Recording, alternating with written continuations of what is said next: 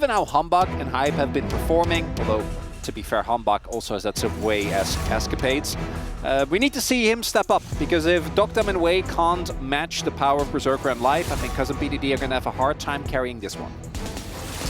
Yeah, so talking about the draft, we are here on the new patch. Will be interesting to see if we see anything new. The Azir ban and the Yone ban, those are targeted against BDD, but Yone is very good. Yep. The Galio ban as well. The Skarner and the Kalista, I mean, it is what it is, right? That's just kind of the meta at the moment. Yeah, triple BDD bans. The man has a pretty big champion pool. We'll see if he's willing to bring out some of his other iconic champions. Not Corki, hopefully, but things like Zoe come to mind. He was exceptional at that. Has also loved to play Veigar, and there is a lot of dive-style compositions going on. DN Freaks in particular like it, because Berserker has gravitated so heavily towards the Kai'Sa. So a late rotation Veigar pick, I think, can actually do a lot of heavy lifting here. Now, BDD's builds have been the topic of many a conversation, but his gameplay generally is where it needs to be, and particularly has been recently. Sejuani is open. That is one of Cuz's absolute favorites. Would go well with the Ambessa as well. Not going for the Jace first pick, though, which has been extremely high priority here. Perfect instead going for the more aggressive setup, and this would make sense from a utility point of view, and then probably going to pivot towards the Sejuani here on the third rotation, as Sejuani is a combo that has been very popular for a long time for the amount of CC and engage potential. Yeah, and you already know that the Vi is going over to Pioshik.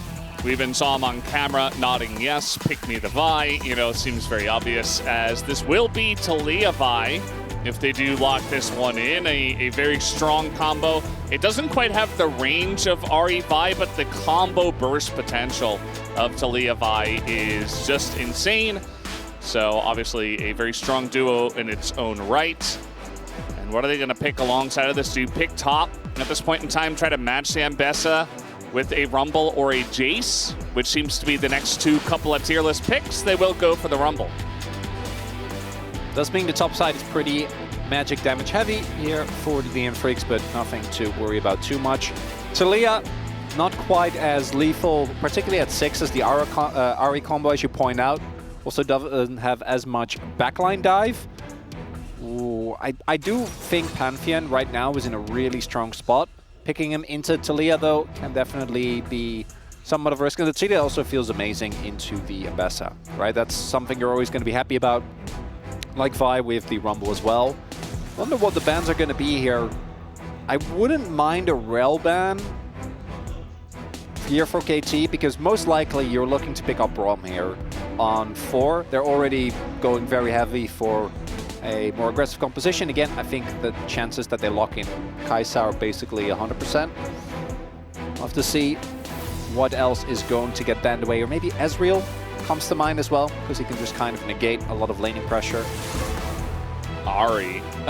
Makes sense. Yeah. Just, it's just 5 BDD bans. Yeah, you give them an opportunity to ban out BDD even more. I think they're going to take that and run with it. Question is, what would be ban number 5? Or do you take away the Braum at this point? I'm like looking at what, like Swain, Veigar comes to mind again. Anything that is heavy AP. Playing it in Taliyah is not Aurora. Great though. There is good setup already with that Pantheon. I mean, theoretically, you can even flex it. Oh, okay. Woo, boy. Love what? that. That's so cool. I mean, they already have so much lockdown, and now you've got a point and click, another one on top of the Pantheon.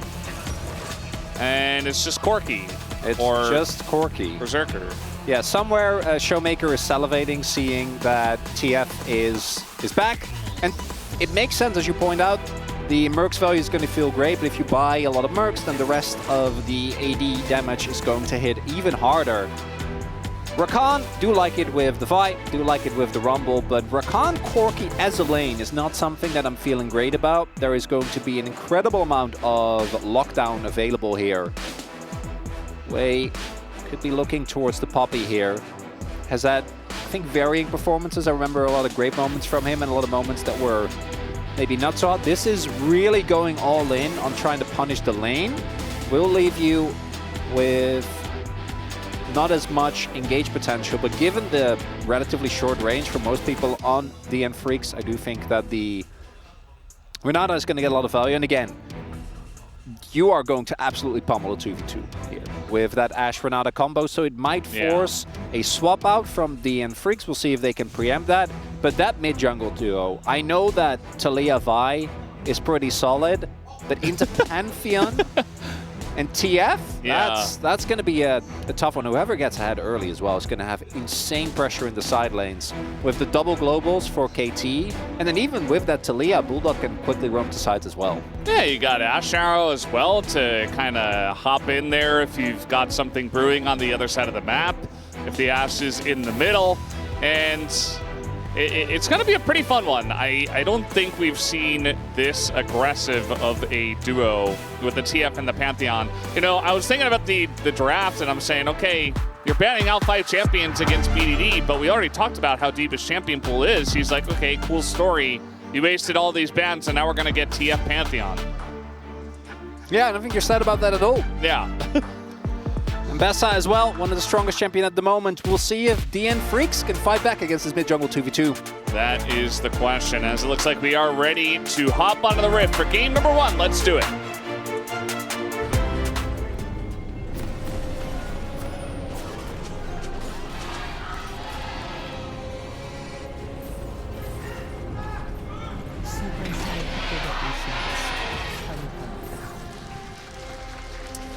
Here we go, game number 1, and the level 1s have always been something that the teams have gone for, especially the team that has TF and Pantheon and Ashe.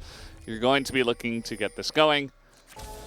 And yeah, I wonder what build BDD is going to go for as well. It's gone for Electrocute, which is about to be buffed on the next patch.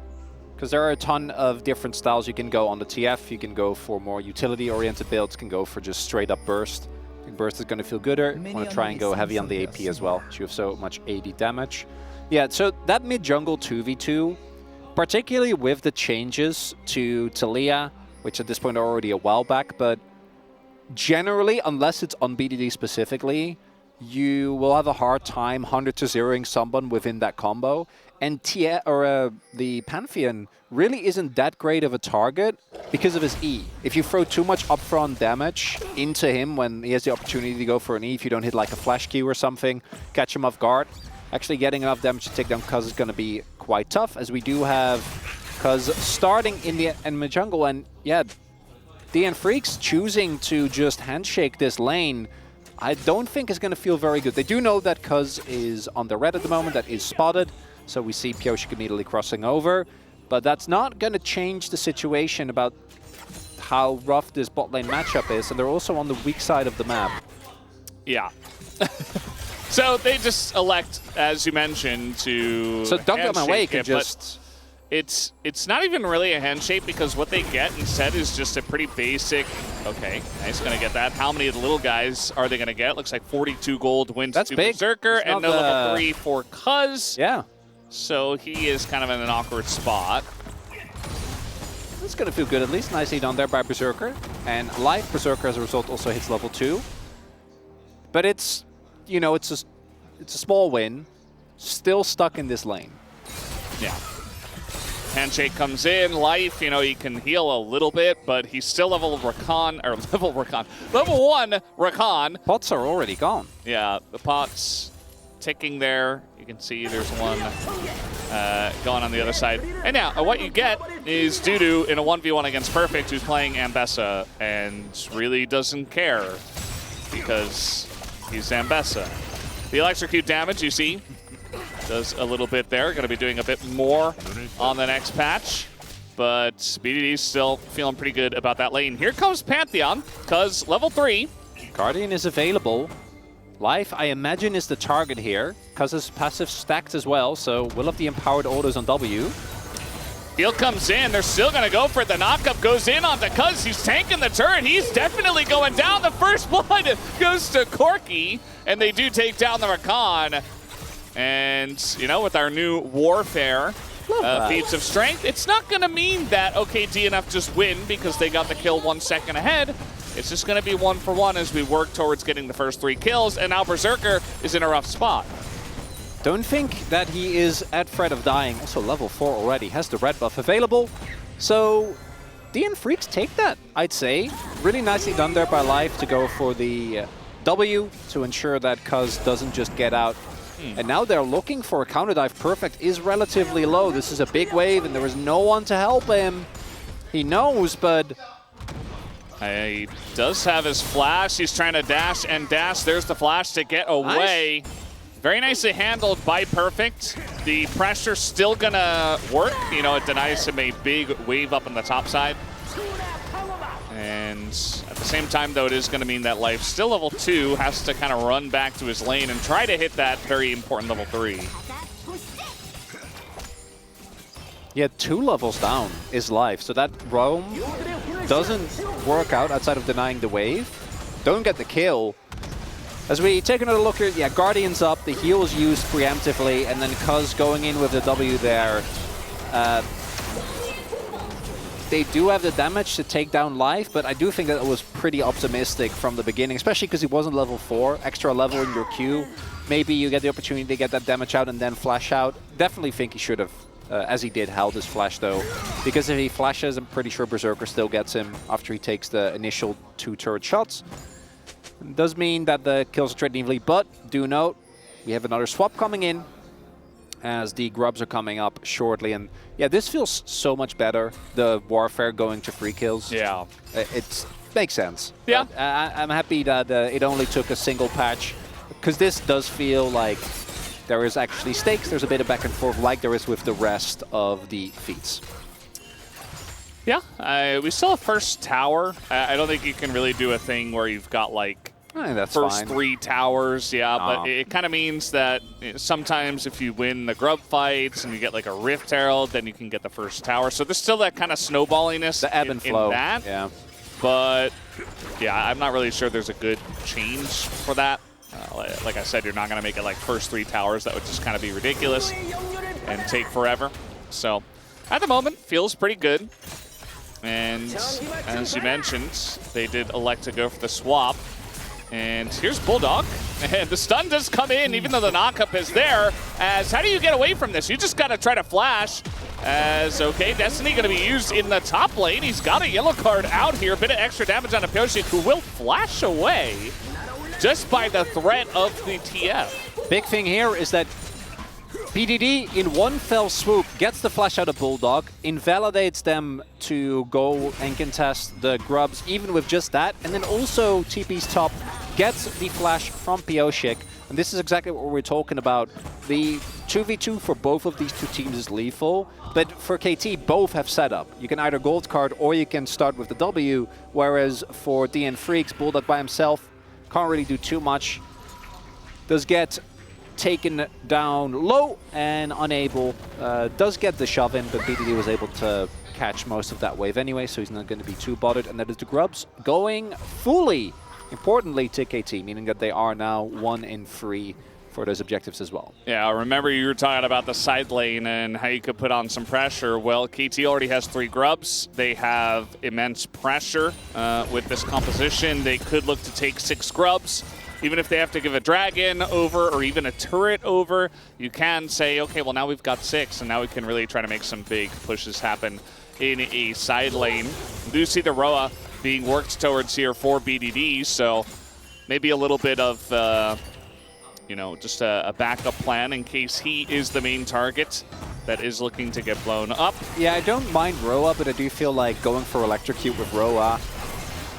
You know, I think Unsealed Spellbook still had a good amount of potential value there.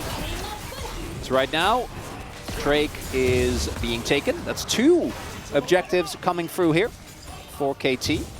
Everything looking good so far. Yeah, kind of getting everything. Perfect does not have his flash, though, and he's certainly being challenged by Dudu as the autos are coming in, but it's not quite enough to take down Ambessa, as she is just built different and is a new champion. So she's just going to run away and doesn't even have to flash. Couldn't anyway. Obviously, Dudu is putting on a lot of pressure there, and Perfect doesn't have his TP either, so it's going to make it pretty awkward, potentially, up on the top side. But again, Perfect is Ambessa. Can Pyosik make something of this? As here comes the ult on in. The damage should be enough, but Dudu taking a ton of damage himself. Bulldog as well making his way up. Even Life was here for the potential 4-man dive if they needed it, but they will get the kill. Yeah, this time around, Perfect does go down, and you can't really fold him. Obviously, the earlier trade and him being low is his fault. As oh, we're dropping in hot. Yeah, I mean, this is just Pantheon. This is just cause until BDD lands his destiny, but Dudu already next to the turret. That's gonna hit Life. Actually, a pretty big deal. KT invests 2 global ultimates there. Both of these are on a long cooldown. Pantheon is like, I think, close to 2 minutes. I think even longer initially. And so what happened there was Berserker shoves in bot wave. DN Freaks not only get off the top side gank, then get out with their lives, but KT also invest a lot. Bot wave isn't being caught up until the point where Perfect actually makes it back to that lane. So KT definitely not able to get the most out of the play there, and it feels like DN Freaks actually been able to retake tempo pretty nicely here. We'll see if they can actually turn it into an objective as well. That's obviously going to be the big test, as the grubs are coming up in about 50 seconds. Yeah, I mean, you talked about ult cooldowns. Bulldog and Pyosik should have theirs first. I do wonder if they'll get theirs. I think the Vi definitely will. The wall a little bit less crucial, as long as Bulldog's just hanging around the mid lane. So just fine for now. They've also got that TP on Dudu, and might just end up being a grub trade here unless KT really wants to just kind of run at it and try to make a play for it. Maybe at least get one of the grubs to steal it away. Yeah, what was cute there as well was that as Cuz was coming in, he actually had the Renata bailout on him. So just a little bit extra power there in his initial plays. Bulldog. Yeah, just kind of face checking it. Not wanting to jump over the rocks was Cuz. BD doesn't flash that, he dies. W was primed as well, and that's now no sums on the mid laner for KT. And vision control is amazing here for the DN Freaks as well. We'll see if KT feel confident enough to try and contest. They really want to get to the scrubs. Do have Prio in top. Way moving up, but I think this is not really the setup that you're looking for. BDD now has Roa done. I think also finished his boots just now. Swifty's at the ready. I think bought Lucidity boots at first and was like, no, I need to be faster. Gotta go fast. We do see Cuz nearby, but the setup here, much better for the DN Freaks. Cuz would love to just kind of stroll in and smite one away. And now the rest of the team coming in, but there is the knockback. Cuz getting pretty low, but now the crunch coming in from KT. TP behind this one. That's Rumble. And they committed big time to this. This Pantheon is just so dead. You're not getting away. As the bailout, he is not able to do anything. Duckdom left alone on the bottom side of the fight as rocks are flying. BDD as well is going to get knocked up, but I don't think he cares. I'm not sure they have enough damage between these two, especially with the Ashe nearby, but still it's a big win for the side of the DN Freaks as they've got push on top side as well. Win the skirmish, get the grubs. All they give up is some plates toward the bot side of the map, but with the assist, Dudu is still going to come out very far ahead, gets the top wave crash as well. And KT Cuz, I don't know what that was, just gets knocked back, doesn't use his E for the initial burst of damage, so he's basically already extremely low. Might be on cooldown because he does use it.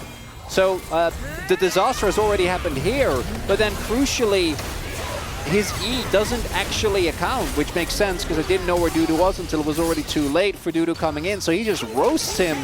And then at this point, obviously you're not going to invest the teleport, so you're just kind of trying desperately to get anything out of it. A lot of members get out with their lives, but DN Freaks in these team fights so far looking a lot better. And we gave Cuz a lot of praise, but the Pantheon play does feel like it leaves something to be desired. Yeah. Also, we've seen so many players just kind of not respect not having vision in the banana brush over there by the Rift Herald pit as Destiny is going to come in. I think he tried to use a wall, and that's just going to be canceled. Bulldog will just be executed. This is what we expected out of this duo. Yeah, this is still press your buttons and get kills, but as you mentioned, Still maybe just 1 kill. Still a thing, still good. Might if they get the dragon here, that would actually be huge. We'll see. Looks like OKT might try to go. I don't think they can get the turret. Plates are about to drop. If Perfect can stall even a little bit here, and they are able to get the third objective, they're going to be feeling good. They lost Warfare, though. Bot turret goes down. And here comes an arrow from Duck Dom just trying to help out. The dragon goes down. I think KT, they got it. They got the feats, yeah. So now Perfect, I mean, yeah, he might go down here. He is still Mbessa. He's dashing. He's diving out of the way. And DNF are just left scratching their heads at the design. As it's pretty hard to do that. They're still going to be able to push him away and get the turret. But it feels like a consolation prize at this point. DNF's still in the lead. But they're down a couple of lead in gold, I should say. They're down a couple of dragons. They're down the feats of strength now. So it will be interesting to see how this game does play out from a relatively even position now. It's a back and forth, Valdez. Imagine that. Yeah, we haven't had that many of those, so I for one welcome it. What I really like there is, again, just a very clear showcase of the power of these double globals. Bulldog just up too far in the lane, even though he is able to get rid of BDD, is always going to go down the moment that he gets CC. Doesn't have his Archangel Shield nor his Merc Treads. Is building towards those, as we can see, and those Merc Treads are actually, as mentioned, going to get a ton of value for KT, or for the DN Freaks rather, because both against the Arrow, against the Pantheon, and against the Gold card, it's all going to feel quite strong. The fact that BDD gets the kill is huge, though, because he is the sole AP source.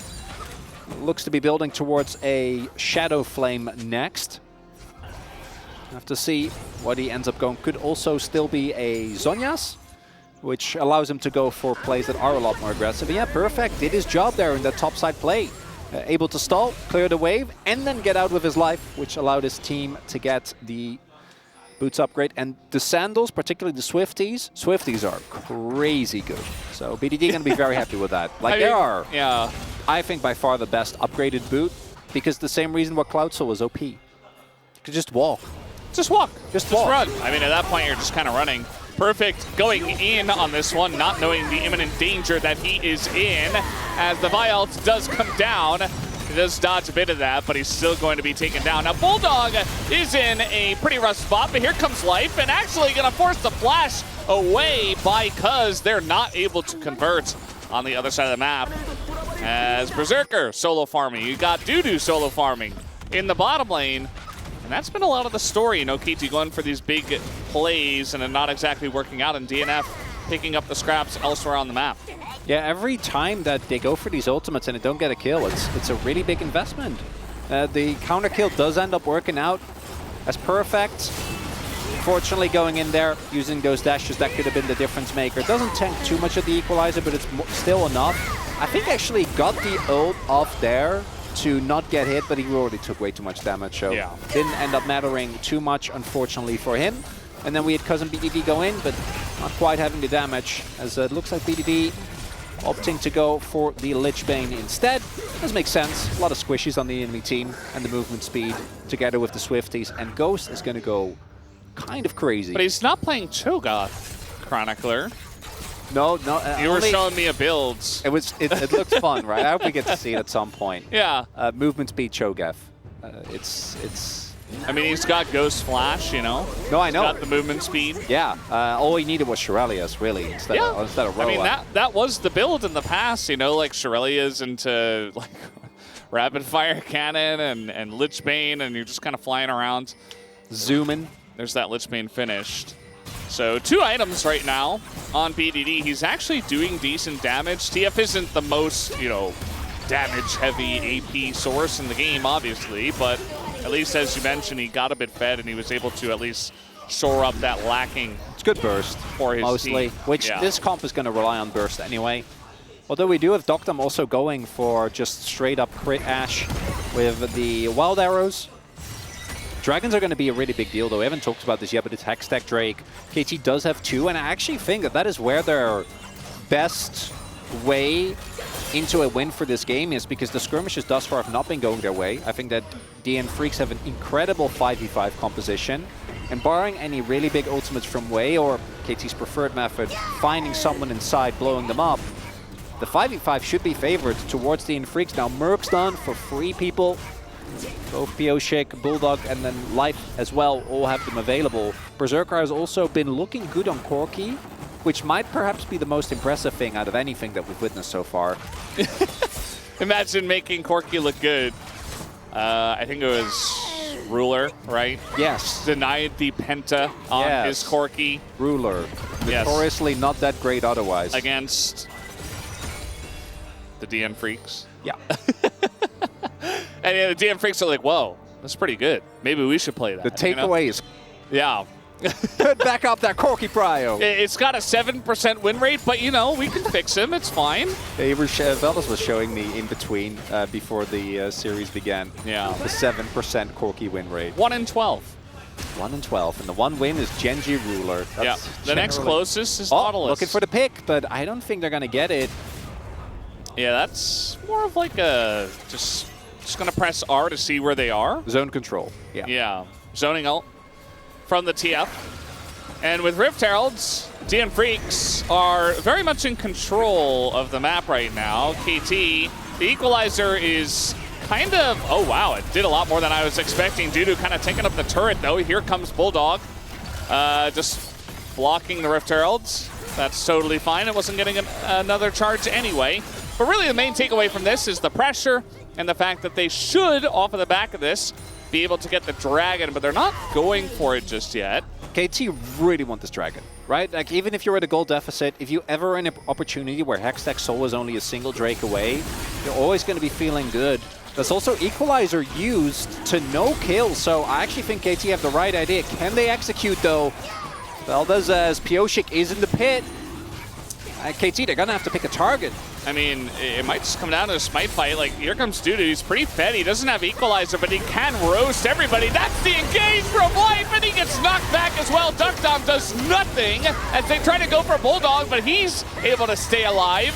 And down will go the Pantheon as well. That is a free Drake given over to the DN Freaks, plus a bonus couple of kills. And Duckdom is the one member that can't go down first. Has to stay alive for this composition to have the necessary damage. And with him going down, there really isn't enough. BDD doesn't join the fight until later on. And you can see KT know that they have to go for this Drake, but it's the setup here.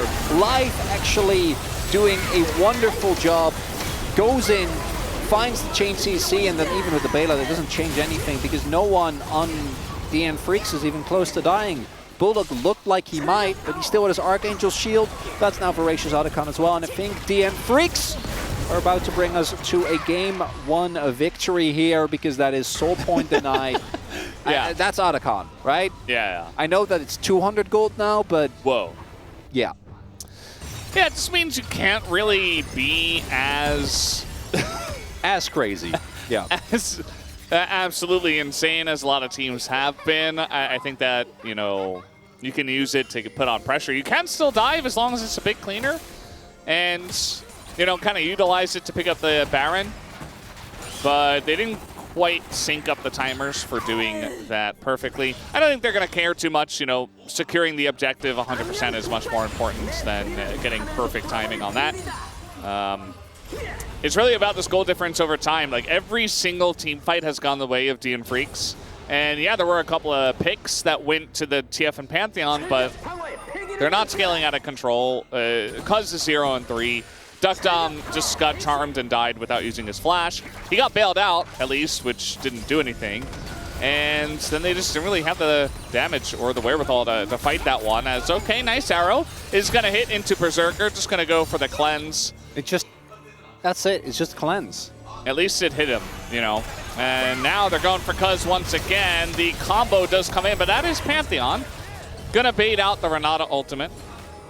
So, hashtag worth. Yeah. I don't even give up any of their buffs. Dudu is still happily pushing. Little wall to come in. Nice flash from Wei. As, okay, BDD even going to flash in against the wall in the top of the map as we're going deep for this one. At least the bailout barely comes out at the end, but he's not able to survive. And of course, with the revive coming in from the Otacon, DNF able to just go ahead and do this. And yeah, every tower is falling, everything is falling to the side of the DN Freaks, who are very far ahead at this point in time. And Pyosik and Life are the big difference makers in this one. It's the continuous engage of those two.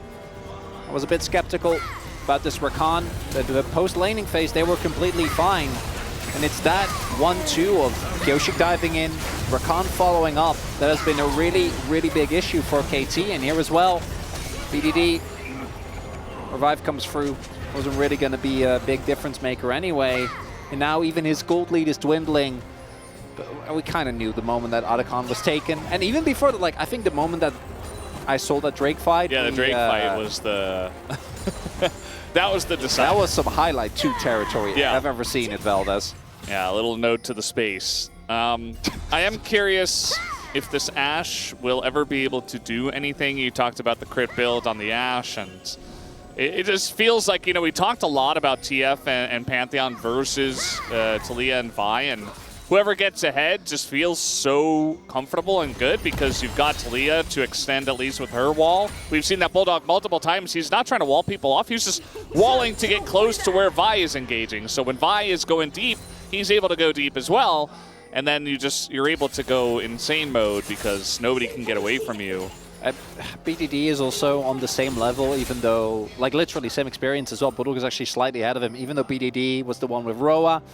It's just not really coming together, I think, because his Pantheon play also not the most inspiring that we've seen.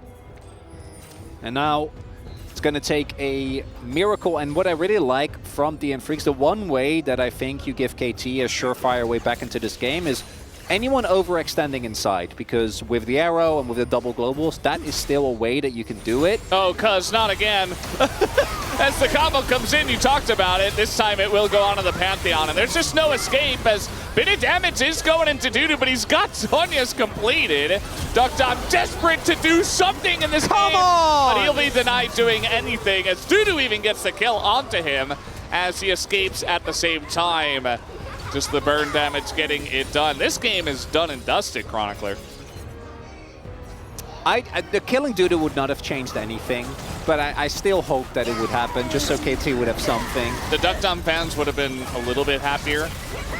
Maybe. Yeah, well, BDD at least got the TP out, so that's something. Yeah, BDD, unfortunately, you know how we talked before about he was in his promos and it was working out?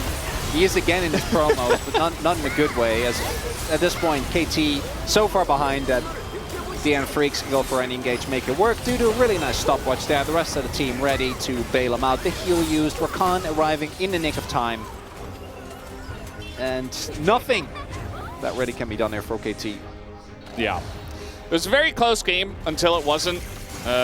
You know, we talked about the Compson at length, and it really just comes down to whoever gets far enough ahead can just absolutely just sledgehammer the other team over and over. And DN Freaks have made that very clear to everybody that is watching, especially after that Drake fight. They're like, well, now we just get to pummel you over the head, and there's not really anything you get to do. Yeah, there was, what, like 2 ultimates, or 2 instances where both BDD and Cuz would use their ult, not get anything. Like, that's one of the things with global ultimates. If they don't work out and you're kind of even, it just feels horrible.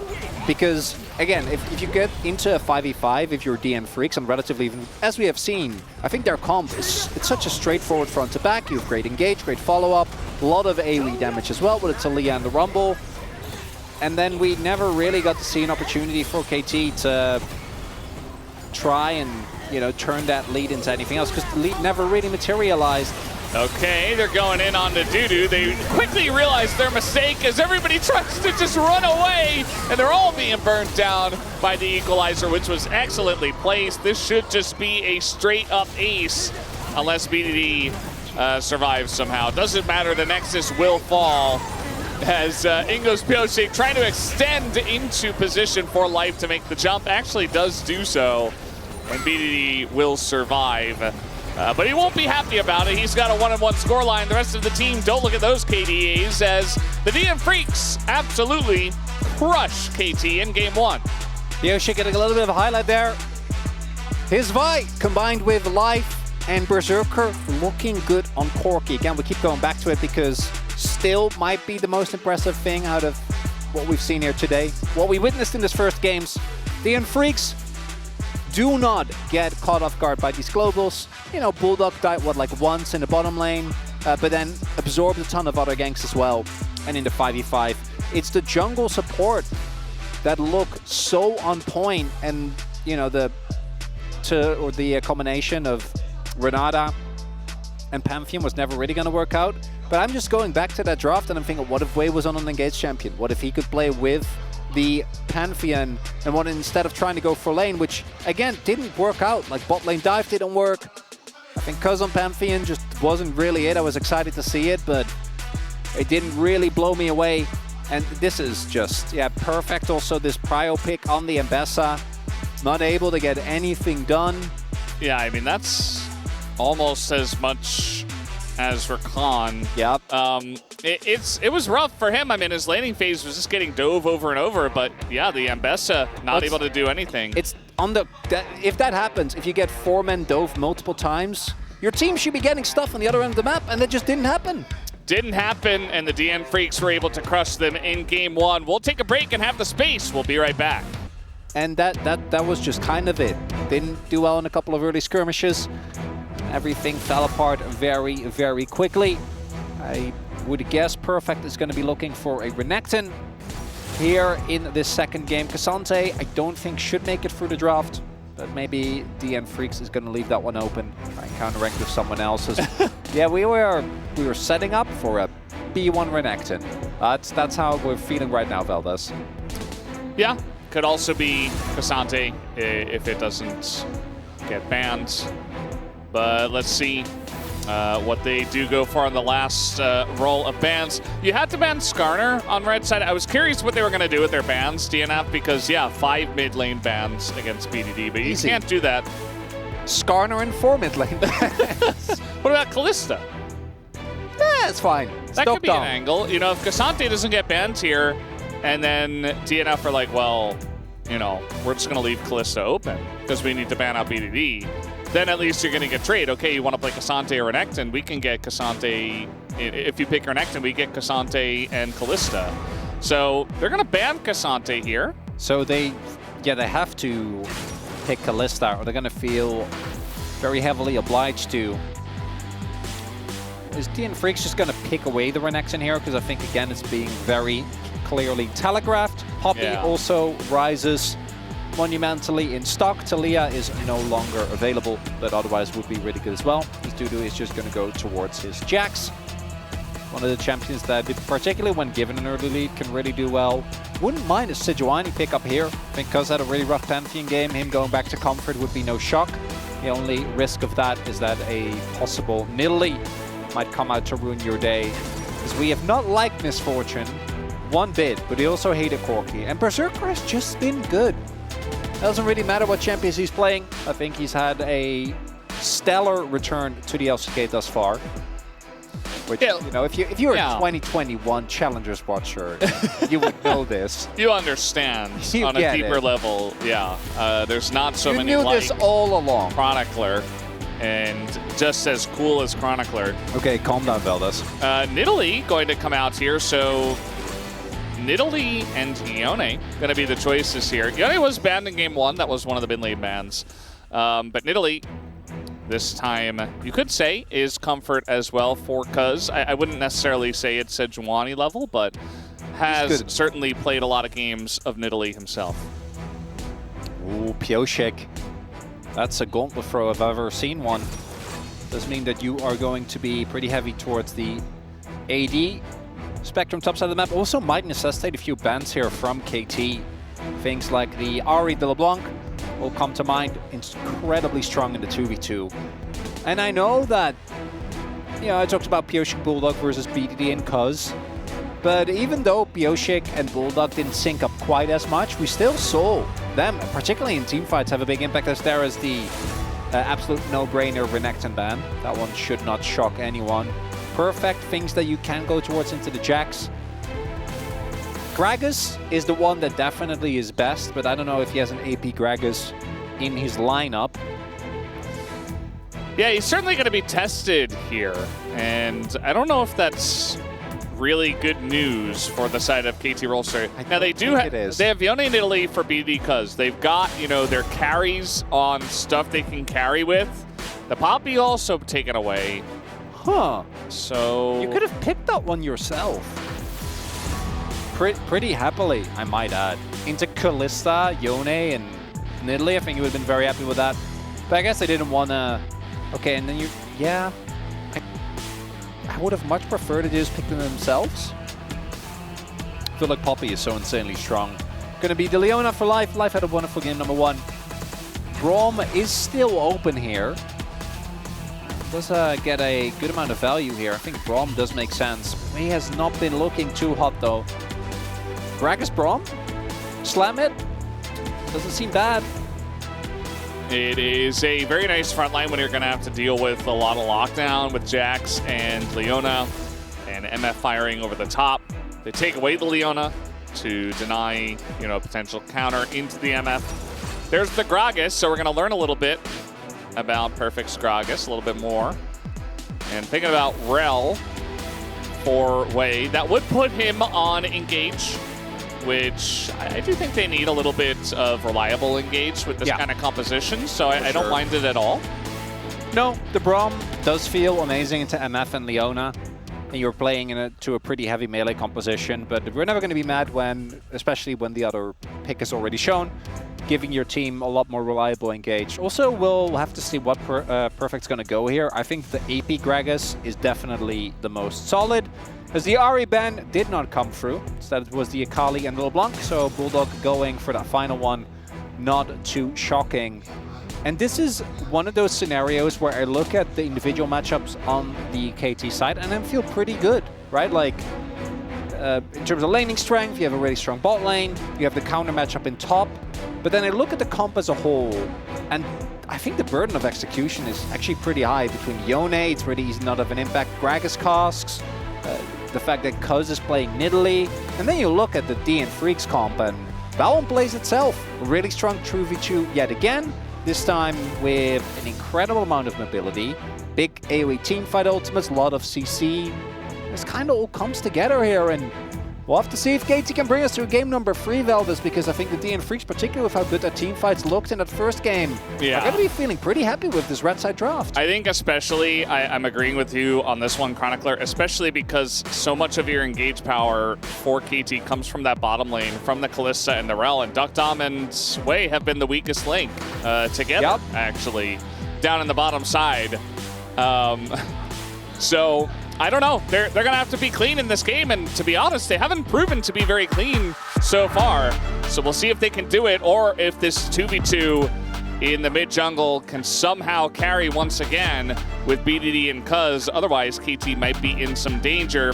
As you mentioned, the DM Freaks have been much cleaner tonight, and they have a comp which they can do it once again. So let's jump into game number 2 right now.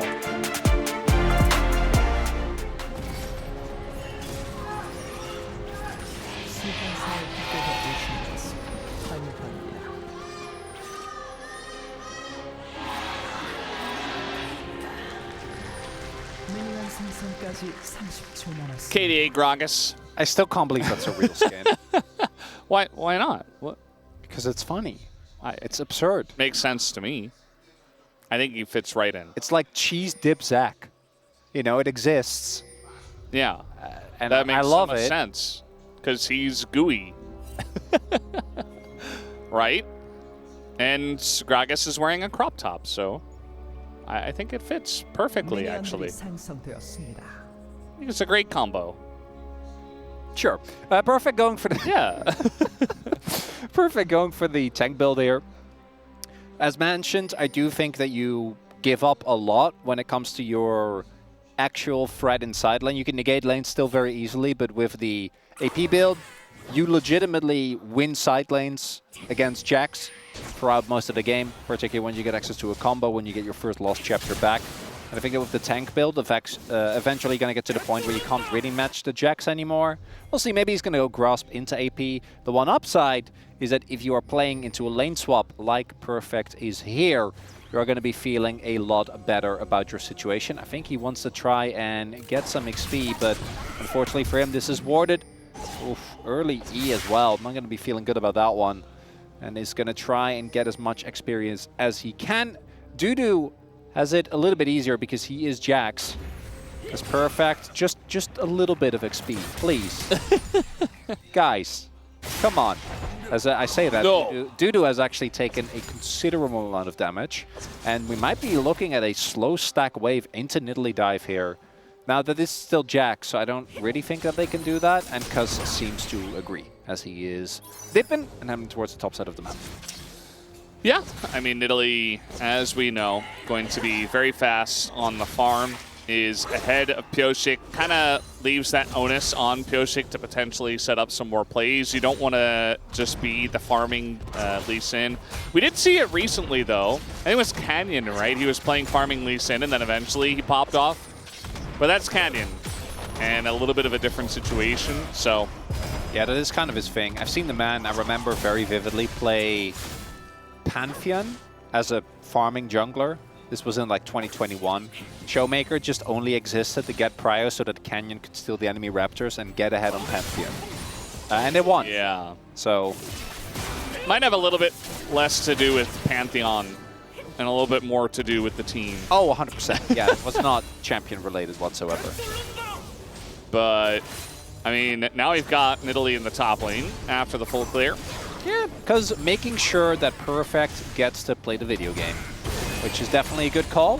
Sway will take a turret shot for his effort there, but this is the problem. It's Jax. So actually getting damage into him as Kalista, not going to be easy, because on a ward here, oh, they're going to keep going. Yeah, I mean, they're going to get this dive down. There's no counter-strike, so you just straight up die. And there's no help, you know, all the junglers were on the top side, so they knew they were totally fine and safe to go for this dive in a 2v1 in 2025.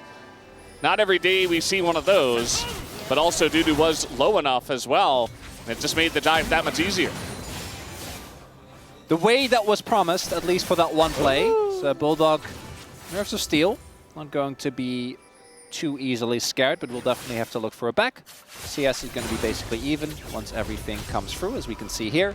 Both mid laners going to TP, and we have even CS, but crucially no kill to go through. So Dudu crucially doesn't have his counter-strike. It's about 5 seconds off here. Wei just goes in, doesn't give him the opportunity for counterplay, gets the empowered auto, knocks him back, gets the Q, walks out of range immediately with the Ignite already down. And then Dokdam gets to actually push his damage. Dokdam has unfortunately not really been able to uphold the level that we once upon a time saw from him. Remember, think back to 2021, was on a roster with Peanut, which actually ended up working out a lot better than many of us expected. Also, Aphelios was meta, so that did help. Yeah. He got to play Aphelios a lot, and we didn't have Fearless. So, yeah, maybe seeing some of the weaknesses of Dokdam in the new format and the new meta. Yeah, we also have just seen his form. I think on DK we already kind of saw not able to uphold it. But now is a fed Kalista, which is basically the ideal position to be. Already sitting at almost, what is it, 450 gold lead here. Let's see what else KT can get with it. Because I do want to remind everyone, this is what KT needs. I think that they need to keep a very tight lid on this game, not roller coaster too much, and ensure that they consistently pick up these early objectives and don't take skirmishes like they did in the first game. That's why Gragas is very fun to play into Jax, by the way. Yep. Nothing he can do. Well, at least he gets to farm a little bit and eventually be a threat in the side lane, but for now, just kind of sitting around. Perfect used his body slam to trade, seeing that Dudu was low on mana. Felt safe to go ahead and do that, but that does mean that Jax can go in and land a counter-strike. Bit of a trade up in the top side. Dokdam is going to cleanse and get out of that one. Berserker still holding on to his thumbs. But a lot of damage does come through from the Kalista. Duckdom able to land that Q. Favorable trade for the DN Freaks bot lane when it comes to the sums. But favorable for health for KT. So we do have a counter, or a little grasp proc, but the body slam ends up getting perfect out of dodge. As Berserker. Berserker! Okay, he's got barrier for now. There's the flash to follow away. He's going to pick up the kill. A solo kill, I might add, as now Life getting in, but that is Yone. You can't beat that champ, as he will get away very easily. Life just unlocking his Hex Flash for the future. Ooh, Life can be feeling bad about that roam. Also, as a result, Berserker dies, and then the play also doesn't work out, because it looked like that was actually a timely arrival, but because BDD had his soul unbound, and Cuz being Italy extremely mobile, they're able to get out. So that's a really big win for KT. They get additional pressure towards the top side as we take a look. Very straightforward. I don't know what Berserker thought was going to happen. A little late there on the board. Even his emotes, unfortunately, not enough to dissuade Wei. And then Rel does not have a lot of damage. And this will start with Pioshik invading. Then the flash being forced. And then it's just BDD and Cuz knowing that the level 6 is not available for Pioshik. They're going aggressively, and this is the tragic part, like Life flashing, trying to get on top of the Yone with the soul unbound. No mana on Bulldog and no level 6 on Pioshik. Things are looking up for KT in this game number 2. And they need to. Again, we need to see them keep this pace, set up more of these objectives, get that third kill for Feats of Warfare. But things are looking better than game number 1, at least. Yeah, they definitely are. And I would not be surprised to see them begin snowballing with a comp like this. Cuz, you know, no whoopsies just yet. BDD able to successfully get away from the Leona without burning his flash, so maybe they can set up something. Will be difficult to do onto Bulldog. And maybe for the time being, we just kind of get some objectives traded. You can see that DNF, they don't really have a chance to fight over the Grubs, just based on the way this game is going. And with Pioshik farming the Krugs on the top side of the map, not going to be able to take down a dragon either. So just giving over all 3 Grubs to KT Rolster. Yeah, the big benefit of having double lane priority in both of the side lanes. BDD is still getting pushed in mid, because Bulldog is playing that matchup nicely, but it doesn't really matter if both, as we saw, Duckdom and Wei can just roam freely, not get punished, and then Perfect is also having a much better time in this lane. Also hasn't been 4-man dove like 3 times, which I think also does help. You know, in general, in playing the game, I think it's beneficial to your gameplay experience. Just don't get dove. Well, do you know why there's a durian in this Nidalee Skins back animation? Are you asking me why? Yeah. I don't know if there's a... I don't know. Because I'm pretty sure it was. It was, yeah. The cat was covering it, probably because it smelled a little funky. Little? You know? A little bit funky. Just a little? Yeah. A lot funky. I've had durian before. It wasn't that bad. I mean, I like the taste, but it definitely... It definitely has a funky smell, yes. Just a little bit.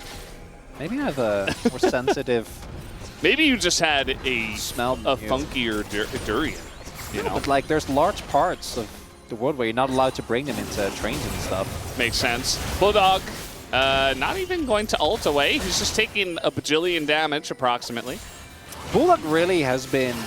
I feel like this has been a very consistent thing throughout all of his games. He's been very Nerves of Steel, like not using his flash unless he needs to, not just wasting the sums. Perfect is a little low. He's also looking to go for a build with damage, which I do applaud. He had a really rough game number 1, and seeing him go for the more AP-heavy variant of Gragas is something that we think is a really, really good call.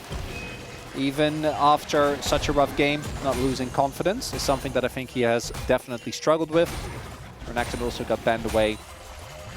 as we have the Dragon now also going over KT, looking a lot better in this early game now. 1 kill and 1 objective off of getting those sandals. They got them in game 1 and they lost, but it's still good to get them. It is still good. Generally, more often you will win the game if you're getting early objectives in one way or another, and if you're getting the sandals and you're getting those extra stats. Winning does help you win more. Winning does help you win more. Just like, you know, not getting dove helps you do damage. Yeah. The Void dives. And Perfect did an excellent job of avoiding all the dives. Like, that wasn't even really his fault in the last game, although I'm sure he got memed for the damage number. But, yeah, I mean, it was just an Mbessa from behind, not able to do anything, and then the team was so far behind that he was not able to do anything in the team fights. But now he's KDA Gragas. I'm looking for a joke with his KDA still being 0-0-0 is cuz. Yep, good flash. That would have been the end of him. Everyone else in the area, I feel like he should have seen that one coming. Yeah, there is a little bit of like, I'm Nidalee, I can do whatever I want, but when you're playing against Ahri, especially, you gotta be careful. It's like Ahri, Leona, and Lee. Yeah. Good flash. You're not really getting away from Solid that one. call. Great charm as well, just the angle on that from Bulldog. It was certainly going to land. So, getting out with his life. And it looks like both teams are gearing up for a bit of a grubs fight here. The question for DNF is how many can they get? Cuz was doing the red buff and not really in position to do them, but you can see that DNF from behind, they're not going to stick around for too long. They just want to get one and deny the feats of strength and get away. Solid call, just making sure that they don't get it. Grubs is, I'd say, the easiest to get when it comes to trying to stack those early feats. So picking out a single grub makes that a lot harder. Good choice to disengage as well.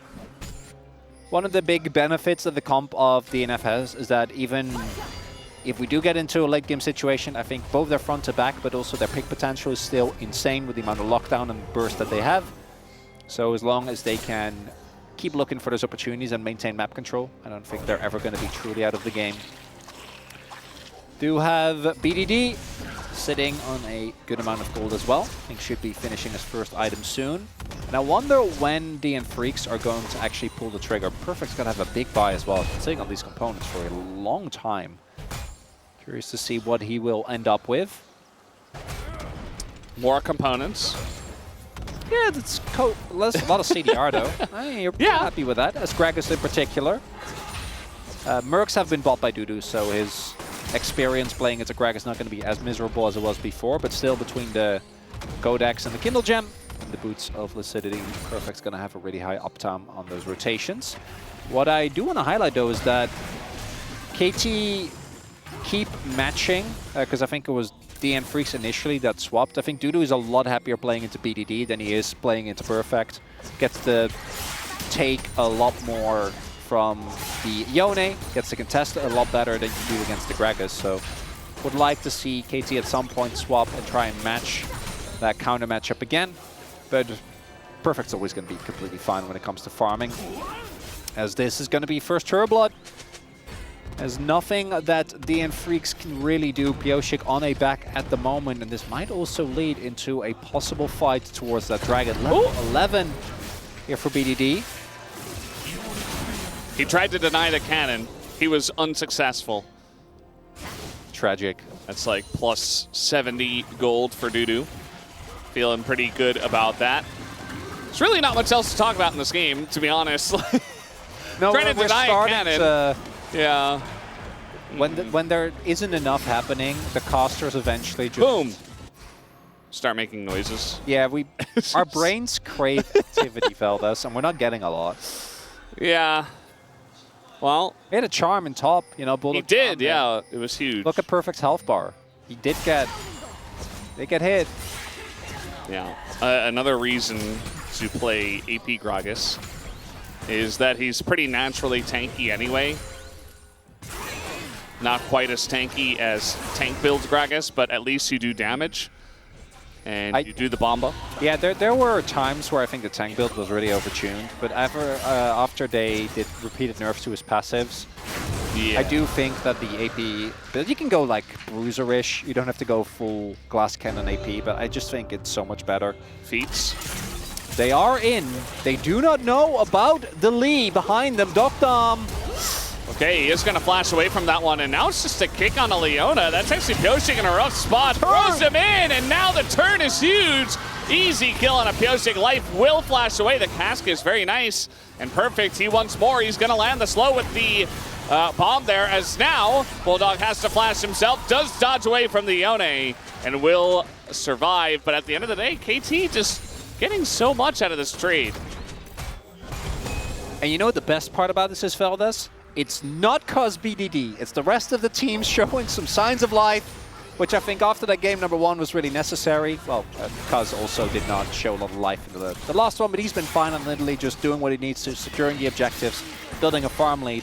But it's actually the combo. Dokdam this time does nail the response, just flashes, doesn't get caught in any rough situations, and then we're trying to kick the Rel.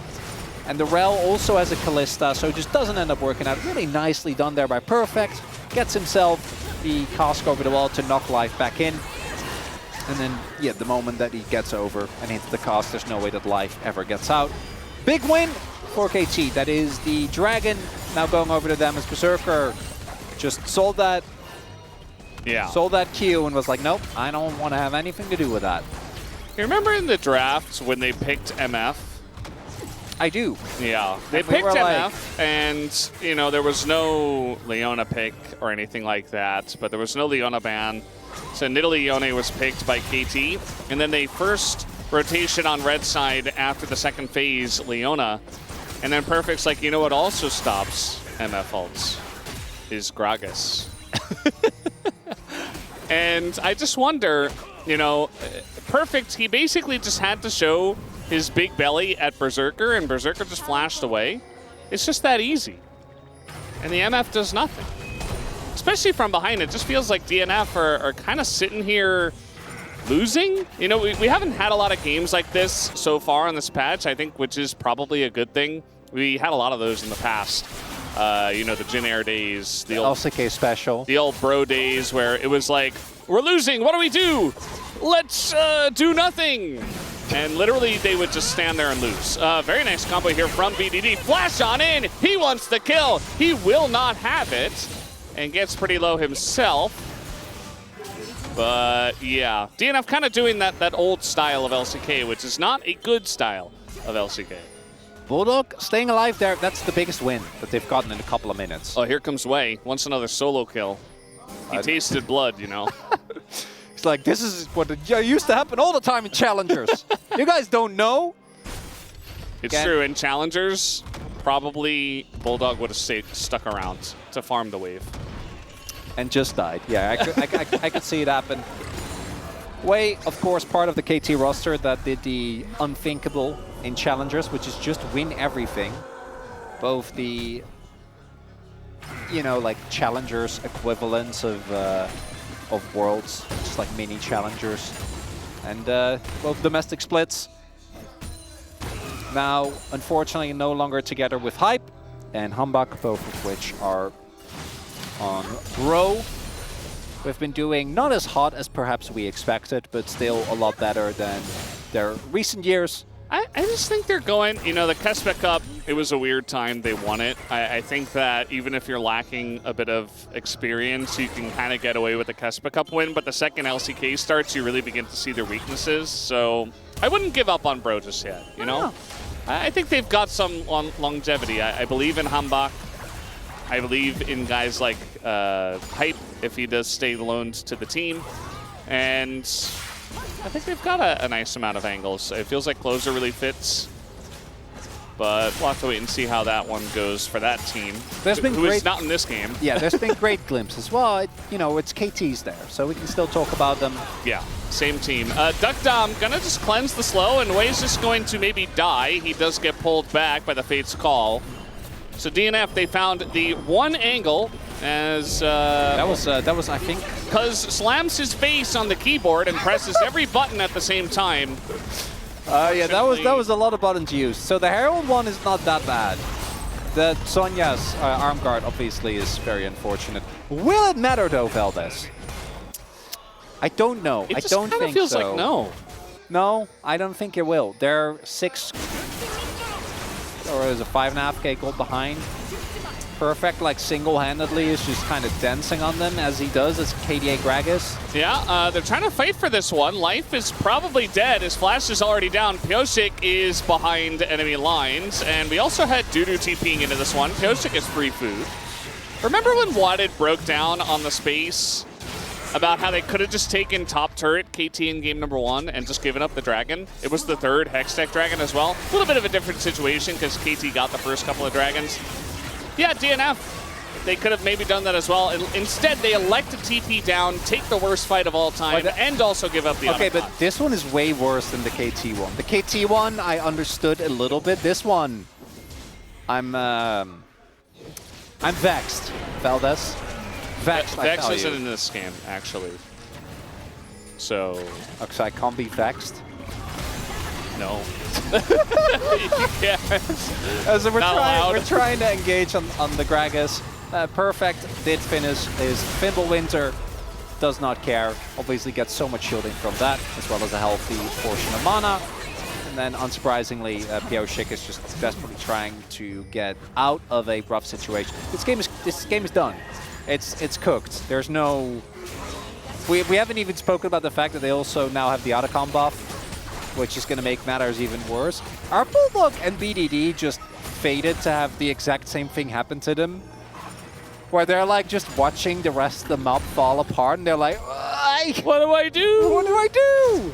I think at least BDD tried to do a little bit more. It's obviously a bit easier to do when you're TF Pantheon compared to Ahri with a Lee Sin that does not exist. He is not real. And so you just charm people and they get away. So yeah, there's not really much that Bulldog can do anyway. So it's not his fault. You know, maybe he could look for a pick onto BD, maybe like an ult in, but they have the Otacon buff at the moment, so now it's not the time. When is the time, Valdez? After Otacon buff, maybe on the Baron. If they allow you to get close to the Baron. Oh my god, this Gragas build, man. Yeah, what, like Frozen Heart next? It just says all the blue items, you know? It's blue Gragas. Yeah. Cosmic Drive for at least a little bit of AP, plus the... And it's blue. The speed, yeah, and the CDR. It's always going to feel great. A lot of ability it's haste. Also blue. I think that's more important than the CDR. What's so. next? Well... Life is going to be okay. The charm into the ult. Still have Otacon buff. BDD goes in. Might just kill Bulldog here. No, he will survive. They still have the buff. 15 seconds. Maybe a Hail Mary engage when it times out. But look at that, KT. They're not even taking the risk. What is this? Is not my KT. Where's my roller coaster? Yeah. They're playing safe. Kind of feels like the new Otacon changes just make it less fun. It was fun when the winning team would all just die for no reason, even though it was very dumb and overpowered. But now it's like, oh, they're just going to LCK it, where they push and wait until it's 15 seconds left and then just run away. Oh, I went Ranwins as well. That's not blue. Oh, no. The blue theory is just out the window. I wasn't a subscriber to the blue theory. Anyway, Valdez. Eiffel, what is it, 85? I want to say 65. 60, I think it is 65. Yeah, Wolf would know. They're very sad right now. I wonder what those guys are up to nowadays. Who knows? They were like kind of one-hit wonder for most of the world, except Wolf. He knows all about them. You can ask about it. Yeah, this is. Maybe this is one of those topics where if you say that, there's a certain type of fan that gets really offended. Like I do when you say Carly Rae Jepsen's only haters call me maybe. I'm like, what? That's the only song that I know, so... No, there's not. I've let you... Do you think I know the names of those other songs? Do they really exist? Did it even happen? At least you know I really like you, right? Like that one you do know. Oh, yeah, that's true. I do know that one. Yeah, so that's 2. But it doesn't immediately come to mind when you say the name, you know. For you guys who are curious, the lowest amount of kills we had was 10 kills. That was, surprise, surprise, DNF losing against DRX. It feels like DNF are just that team this season. We always have the one team. You know, it was Bro last year. Just kind of sit around and lose. Just do stuff. You're gonna lose anyway. They're gonna get Hextech Soul. Okay, this is fine. They're gonna go for a Hail Mary fight, and we're gonna get erection, and then either they're gonna either win or lose the game right here, right now. Yeah. I'm leaning towards lose. It was 10 kills, the record. Okay, the Hextech Soul's gone. It's what? All right, Hextech Soul gone. There's the flank. They have everything they ever could have wanted. The MF does ult just to get Gragas cast, as I did mention. That's a double kill. Penta angle? Penta angle here. Penta. Wait, Penta. Go down. Duck Dom looking for it. He misses the kill. And he might just go down at Ignite and the minions. So that was kind of sad. We're not going to break the record for lowest amount of kills either. No, Duck Dom. Yeah, if you play that, I think you know when there's too many juicy targets and you kind of just lose track. And you try to kill in between them. Yeah, you try to kill all of them, and instead it just doesn't really work. It doesn't matter for the game, but that would have been fun. I don't know where we're. I mean, I know where we're getting a replay, but like everything about this BDD failing his W over the wall, and the fact that the Hextech Soul is already gone. Berserker trying to channel an ult and Perfect just from a screen and a half away, being like, "Right," and then doesn't get to play the game. Duck Dom trying to get his Penta and then just eating a charm and dying.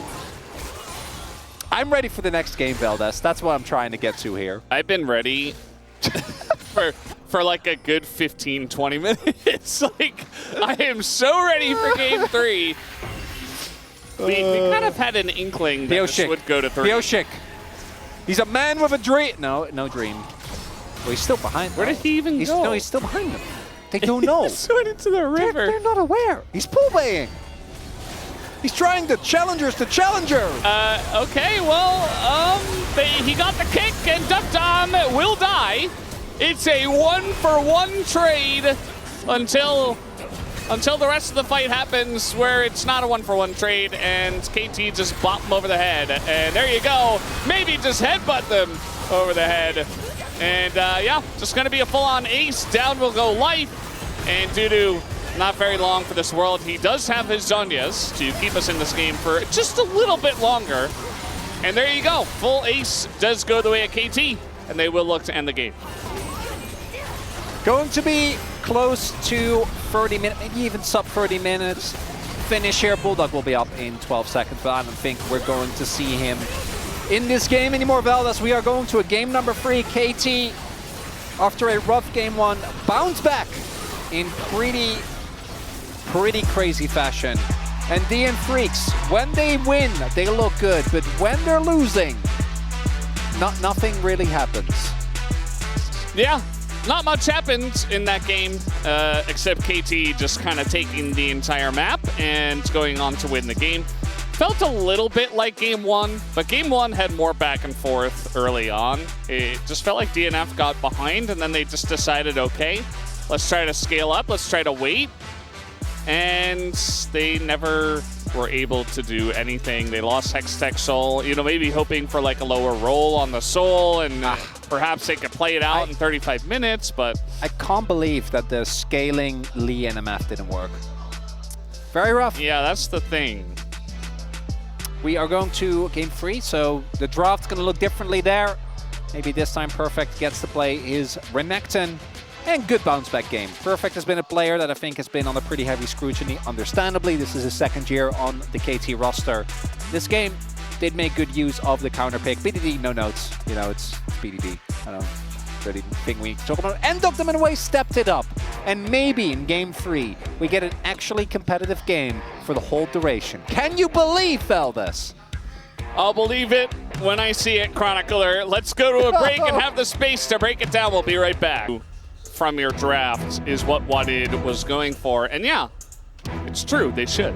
I don't know if ever in the history of humanity there's been such a wide breadth of knowledge contained in such a short segment. Especially now about I know Eiffel 65. about drafts, about pre-game things, and Eiffel 65. And we jest because that last game kind of made us lose our minds because nothing happened for a very long time. We have returned to the game plan of ban out BDD. A lot of trademark picks have already been taken away. No Talia, no Ari, which we have also seen him pilot. No Yone, as he played it himself. Is the Ezreal ban gonna come through? I wonder if we're getting to the point where the Kai'Sa priority is gonna start to rise. Caitlyn is another pick that we see often pop up when we get to this point in the draft. A Varus ban seems pretty prudent as well, as that is probably the highest tier AD carry that is still available. And there it does come through. Cassante is still waiting, biding his time. I think KT Bennett here, but most likely that it gets banned away and we don't get Cassante in this series. I mean, if they take Cassante, maybe you just take Jace, right? So they might be saying, okay, well, we've got an answer. Maybe we want to ban something else. And they do go ahead and ban Wukong. This is without Ahri available. So, you know, that's a duo we've seen a couple of times now, Ahri and Wukong. Just going to take the Wukong and say that's a very strong pick right now in the jungle. Now, Dusante, a very scary thought, and it might just come through here. I think we'll definitely get to see either Perfect on Renekton or Jace in order to counter this if it does get locked in here, and there you go. We have not seen any super strong bans in a, I want to say, a very long time, or bans counter picks into the Cassante that actually feel like they're putting him down. Things like the Gwen come to mind. We had a period of time where we did go for that. Normally this is what happens. You handshake it with Jace, which is also a tank now. Kind of usually goes for the hybrid build where you end up going for the Spear of Shojin into Fimbulwinter to still have a big enough mana pool. And your base damage is crazy. So even with the base damage, you not amplified by any items outside of Shojin, you're completely fine. What is the setup going to be here? Do we lock a champion for BDD? I do think his champion pool can be trusted. That is a Cuz classic. Maybe we really return. And we're going like Viego, Lissandra. I do think Viego has just not felt that strong for a good amount of time. And the teams that have been trying it, I think, haven't really been making it work. I think DN Freaks are feeling pretty good so far with the draft that they've secured, Valdez. It's just a more aggressive Kate Lux who got Elise. She does more damage. Trying to maybe counter this with something that can threaten both the Kate and the Elise, but instead, just gonna go for Jhin, maybe try to match the range with this pick. But yeah, KT just kind of have 3 champions. And I think the DN Freaks, they have a very strong bot lane. They've got Dusante. Yes, Perfect has the answer to it. But I don't know. I feel like KT needs a lot of rounding out here on their comp at this point in time. Thankfully, we do have a second phase to do just that. Really do. The Jhin does make sense in that it is a traditional, not counter, but neutralizer for Kate lane. It's something that we used to see in top a lot as well, where you go Gragas into Renekton and you just kind of stonewall the lane. I don't think it is quite as convincing with the Elise also being there. My biggest issue with Elise, trying to pick like Blitzcrank or picking a Pike, is that she's, even though she stays stationary, still feels very slippery, and trying to get a Caitlyn consistently is quite hard. I would much rather see you pick for the team fight and just look for a lane swap. Although Jace is definitely going to feel worse than Cassante. Also, what will BDD play? I've been talking about the possibility of a Veigar for a while. That I actually quite like. I think that you are not going to match the all-in potential, but this should be able to contest the early levels and the early push, which should neutralize these type of kill lanes. Bulldog going to have to blind here And with this, you also shut out a ton of champions that I think BDD would like to play here. If it's BDD Xerath, I think you're very happy. Because of the, specifically Viego, BDD kind of has to play something that can set that up. Because right now they have 0 setup for Viego. This is a reset champion, and you don't really have anything that sets it up thus far. Yeah. Like, this is a really strong 2v2, and it does actually create the kill pressure that you need, but playing a comp with no engage versus, I think, again, really well-run team comp is definitely going to be tough. That champion's not available. A Syndra would also fit the bill. BDD going back to it would be amazing, and there it is! Showmaker watching BDD play 2 of his favorite champions.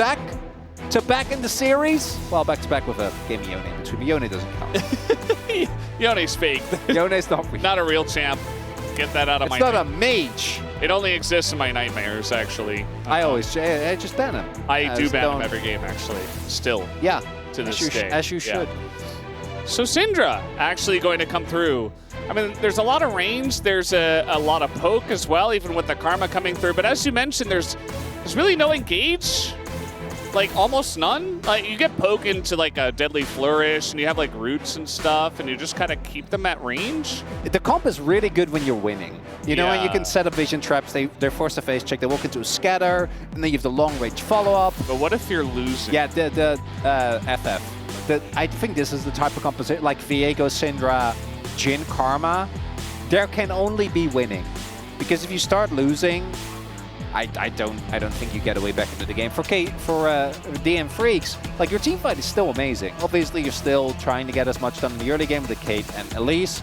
But with that top side, you can go late and be fine. Play skills amazingly. You have the double tank duo, Sejuani Engage. Yeah. And then this, I think champion strength is good. I think there's a lot of comfort, but it feels like it kind of needs to go well early. We'll see if they can do that. So far, the red side has not been doing that, but let's jump onto the Rift for game number 3.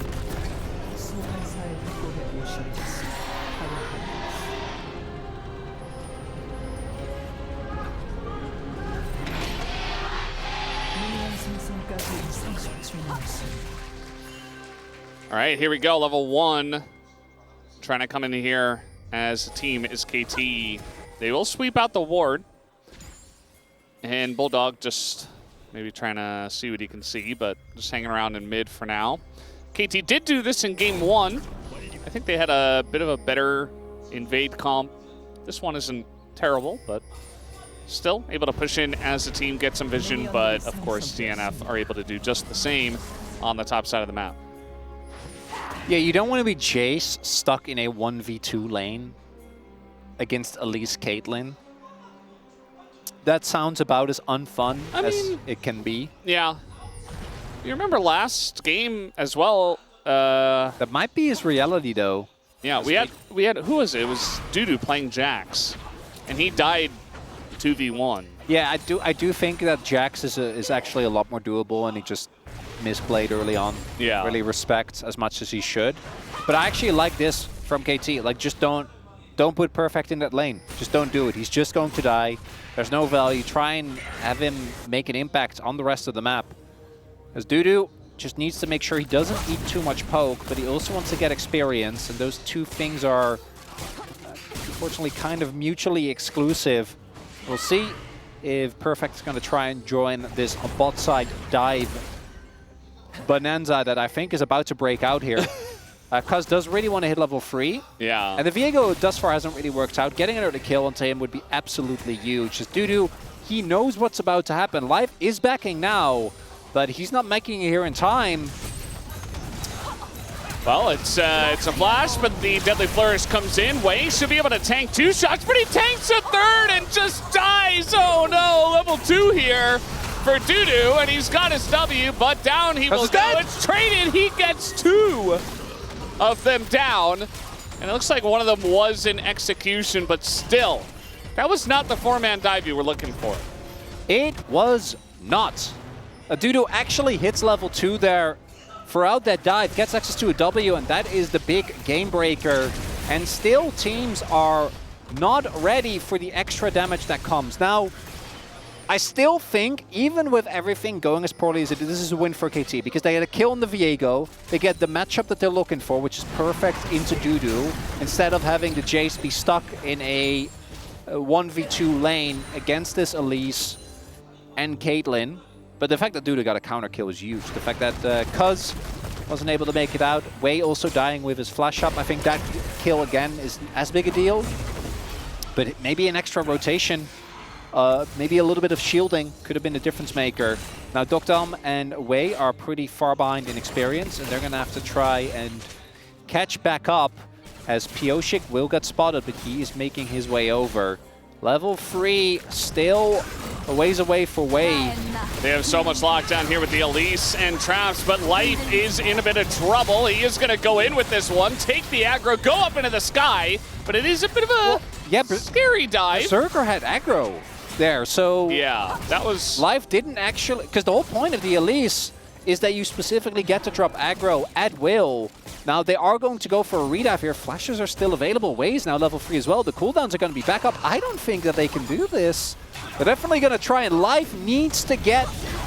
yeah, that's the teleport. Yeah, well, now Life is going to go up into the sky. The flash... That's Elise. Doesn't make any sense. This has been meta for a while now. That's Elise. Wei. Oh, Wei. Yeah, no way you could say. Yeah, that was rough. I think also the dive was pretty rough, though, from the side of DNF.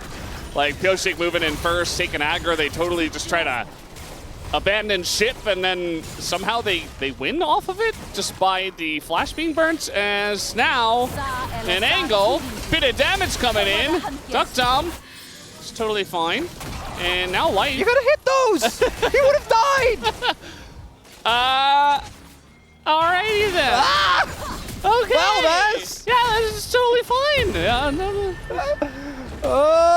Just some League of Legends. Everyday League of Legends. Okay, so great flash there. Dodges the stun. Then is able to stay alive. I think actually due to the kill. Right? Even though he doesn't get the kill, even though it's just the execute. Then gets level 2, which gives him access to the W, which is why, with that damage reduction, why he's able to stay alive in the first place. Yeah, those were KT Rolster fans that were... That is always the KT Rolster look, though. Astonished, yeah. It's just permanent on all their faces. Kind of scary. BDD then also TPing towards top, and Wei's like, I can set you up. Bet. Only for that to not really work out. Yeah. I think both teams are feeling the pressure here, Valdez. You think we can, like, restart the game, maybe? No. Can we, like, do it again? Valdez, this is a lesson in life. Sometimes things aren't pretty. They're not perfect, and we're just going to have to live with perfect is the top laner for KT. I knew I walked into that one. That one was so easy. There's already enough going on, Valdez. So easily for that one. Attempted steal, not going to work out. Cuz is going to take Dragon as well. It's just a word. I need to be able to say that word. Yeah. Okay, you know what? You know what?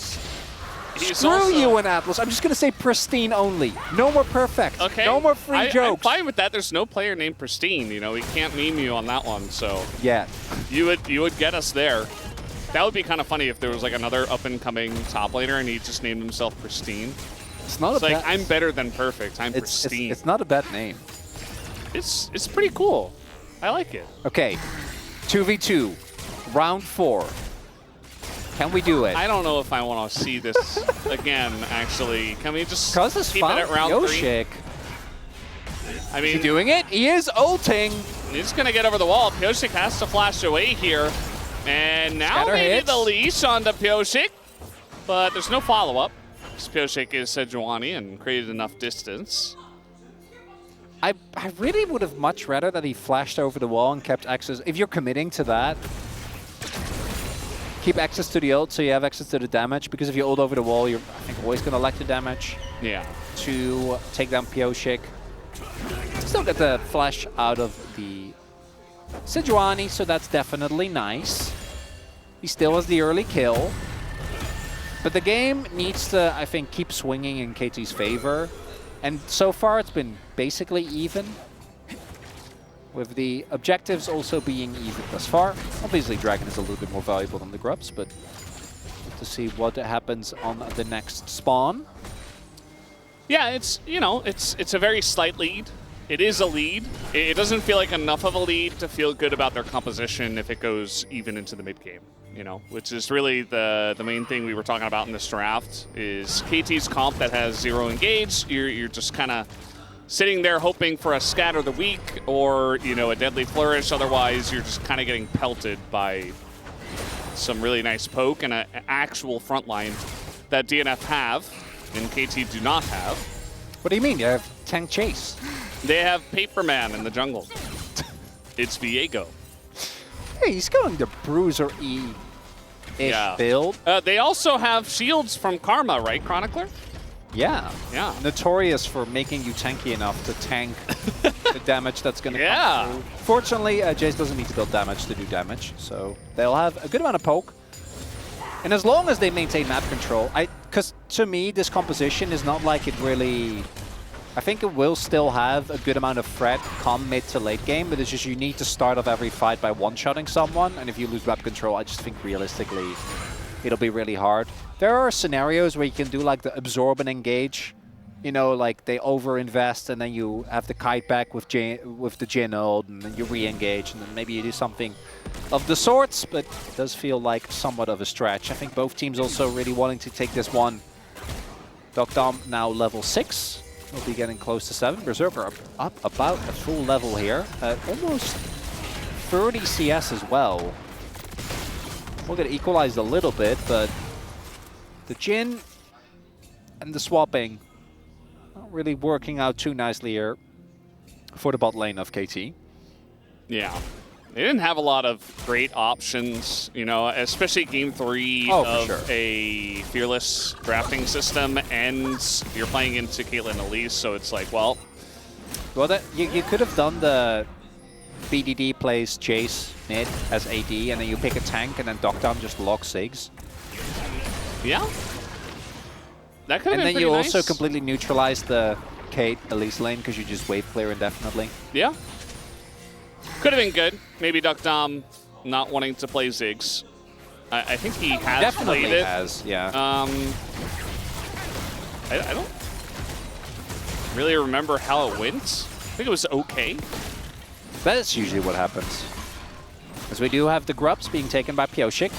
Cuz not going to do too much, although seems to go back on that decision. Even a single Grub I think would be big here. They want to get a catch. Yeah, they're going to get the scatter, and Bulldog in a bit of trouble. The fair. And he is actually just going to run away. He does flash for it. That's a good cooldown to get on a stationary target like the way, and they will get their Grub as well.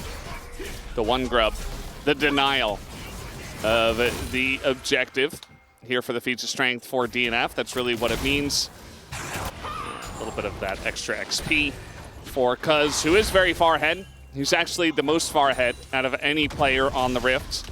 Even more than the Caitlyn over the Jhin. With that first blood. Or not first blood.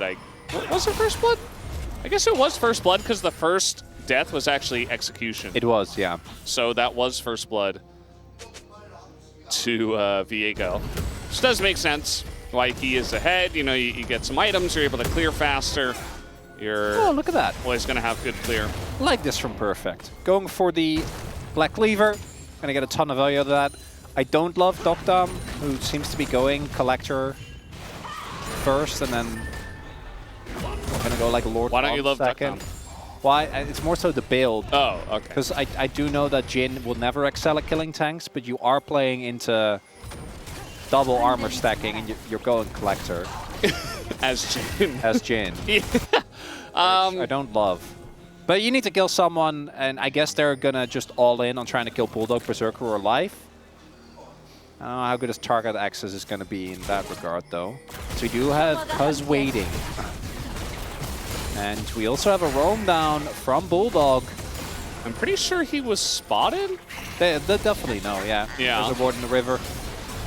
Okay, now, how do you retake BDD? Well, all right. that'll do it. Engage Syndra. He flashed in. Surely they can follow up on this. Well, you know what? I mean, they did a lot of damage, right? Dudu's here.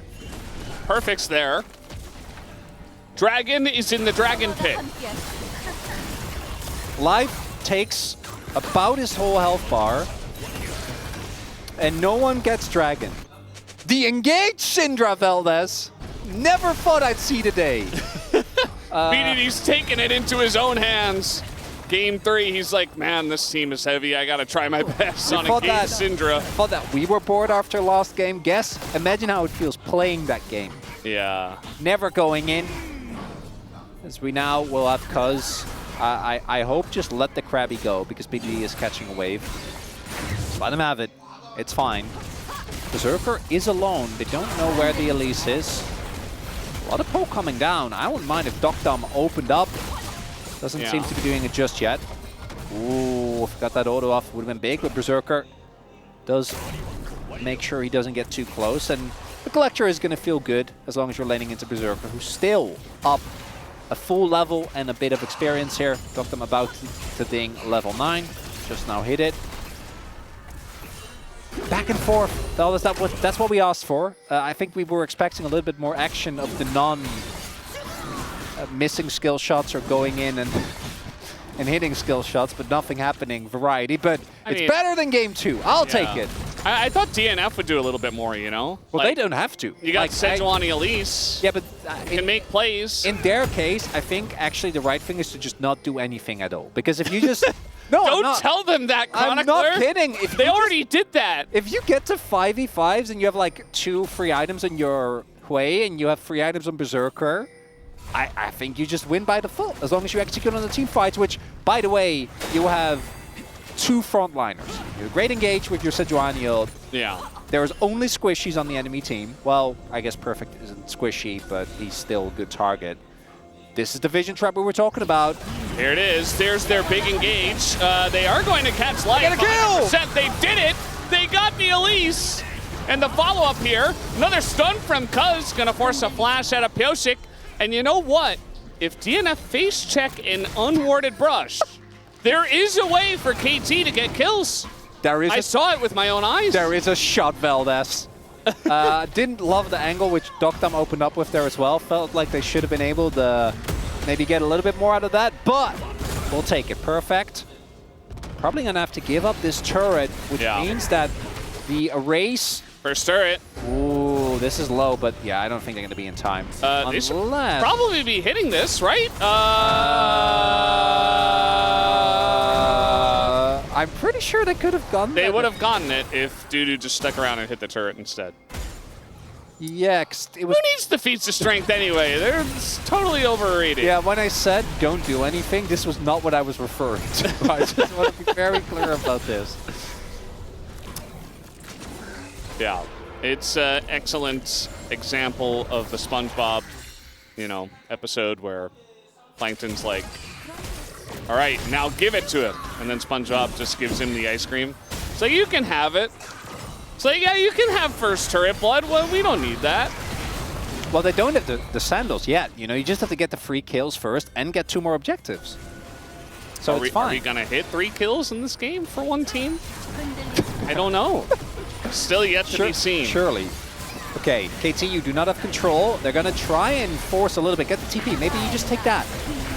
Yeah. They'll get the TP. A lot of damage, a lot of poke coming down. Dudu, he wants more. He is angry after giving up. He doesn't have Q3, and so he's just a rooted Cassante because he didn't dodge that either. And, well, they're going to drop the Rift Herald. So they should be able to get this turret. Here we go. Charge on in. Okay. Didn't get it there for a second. Was a little bit worried, but they got the turret. Good enough. I'll take it. Bit of action. They get the Herald. We get a bit of a scuffle. As we take another look, there are people that can face check that, and that's Pyosik and the Cassante. I don't think Life nor Bulldog should be anywhere near the unwarded, dangerous brush when the whole point of KT is that they're playing a pick composition and they need a kill desperately for the plan to work. But I think that's a lesson that DN Freaks can take, and if they implement it in their gameplay, then it'll be good. Pioshik will find way. Doesn't have flash as way had to. I don't even know if he had to flash, but he flashed the Q3. I think it was a W of Cassante earlier to make sure he didn't get dragged back. Does mean he needs to be a bit more respectful now. The Cleaver is going to help a little bit with killing Dudu, but Dudu is 100% just going to build more and more resistances and going to get harder to kill. BDD realistically doesn't really want to be bothered by trying to kill Cassante. That's not a good use of his time. So we'll have to see who is going to take care of Dudu later on. I don't think it'll be the Collector first Jhin, although he is building towards a Lord Dom second, so that's nice at least. The new change, 100 gold, more expensive, 5%. Or 5% more armor 5% armor pen is good. It is good. It's worth. And he'll get it eventually. He's going to be killing tanks, Jhin. Well, he'll be trying. KT, I really was hoping for a higher pace with how this game should go for you if you do want to win it.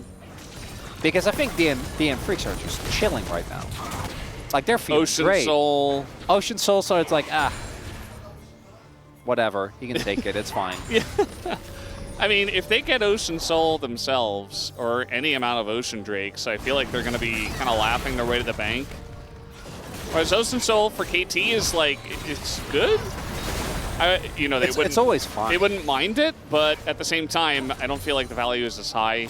It's not. And there are now you have to fight every single Ocean Drake because you don't want to give them over to DNF.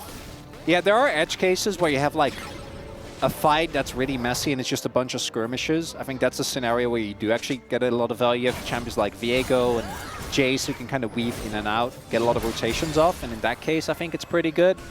But that's not really what DN Freak should be looking for. Should just be looking for straight up, good old, honest 5v5s. As we have Life waiting, biding his time like a trapdoor spider. This time the brush is warded by him. And NKT's like, nope. Do they know? They should. Well, Wei is in a bit of trouble. Just a little bit, not a lot. Takes a bit of damage. That's 2 ults. And Karma did get chunked, but is definitely not taken out of the fight here. Yeah. KT do not have access though. They don't have control of the river, which I do feel like they really need. BED has his flash available. Maybe he's the hero that they need. And they're going to engage onto the Sejuani, and Duck Dom, he's just burning down so quickly as now the Wei ult rather, is going to push them back. And just like that, DNF will net themselves a dragon without doing all too much. I want to highlight again, if DN Freaks get more Ocean Drakes, the game does kind of... Yeah. It is kind of over. Yeah. This is just one, so it's fine. They will also ensure that the battle for the Sandals continues. Still not done because we haven't had free kills yet. Do we have that stat, like the latest? This has got to be it. Strength? This is 100% it. There's no way. Secure? Because it used to be First Blood, and then after that it was... Yeah. Like, we've only had free kills in this series. Certainly with the new patch, you would have to imagine. We're kind of out of position, but rotating over, and now the drag on a Duck Dom, who's just going to have to flash the wall, just dying to a Cassante. Wei as well going to get knocked back here. Bit of damage here on a Cuz as this Cassante. Another flash. Not necessarily that killable. Looking to threaten them with some very tiny needles. That is what Jhin fires, by the way. It's not actually bullets. He's just got to get them low enough, and then the Collector passive will take care of the rest, Valdez. You have to believe. Dudu just forces 2 flashes there by himself in a 1v3. Doesn't have to use his own sums. He's just fine. He missed the cannon, though. Does not bode well for his mental. As PDD, why are we going Banshees? As I want to think, there's a lot happening here. Chronicler's gonna lose it by the end of this series. We have a second series today, by the way. As Duck Dom, he's 2 levels down. He is Jhin. That was a 4th shot, by the way. He's moving closer to the wall. He's like, please pull me over to the wall. Obviously, he wants to get closer to the Karma, which is really what he's thinking. But like, he puts himself in position to die to Cassante and have the flash. Yeah, then the curtains are opened. Life is unimpressed, just stands in front. PDD, this is the type of game where I think you really, you can't go defensive. We need you full burst. Okay, I want to see death caps. I want to see void staffs. Shadow Flame. I get it because there is a lot of skill shots which if they hit you, they just kill you, right? Like there's Cocoon, there's the ult from Pioshik, there is Bulldog. But you need a kill for your comp to work. Like Cuz needs to get just one kill. Just one kill, bro. Just it doesn't matter who it is. Just give him just one. Please, bro. Just one kill. Just please. Please, just one. Well, they only have 2 so far, so they're really asking for a lot, you know, percentage-wise. As we are currently fighting for position to get Otacon. Oh, that's BDD. scatter down. Scatter down. BDD has to flash, and it's just KT running away. DNF not able to secure much except some summoners, which is pretty big. I mean, they're going to get Wave's flash. They get BDD's flash. He holds on to his Banshee Veil for a little bit. Yeah, the Banshee's not enough. Still has to invest a summoner. As we now have DN Freaks are just actually moving like a team. I feel like KT still feels so scatterbrained. As Perfect is on the flank angle. They don't have a Sejuani ult. Maybe this is the moment, but they need to hit some CC. Well, Any. It's going to check the brush there with the Deadly Flourish.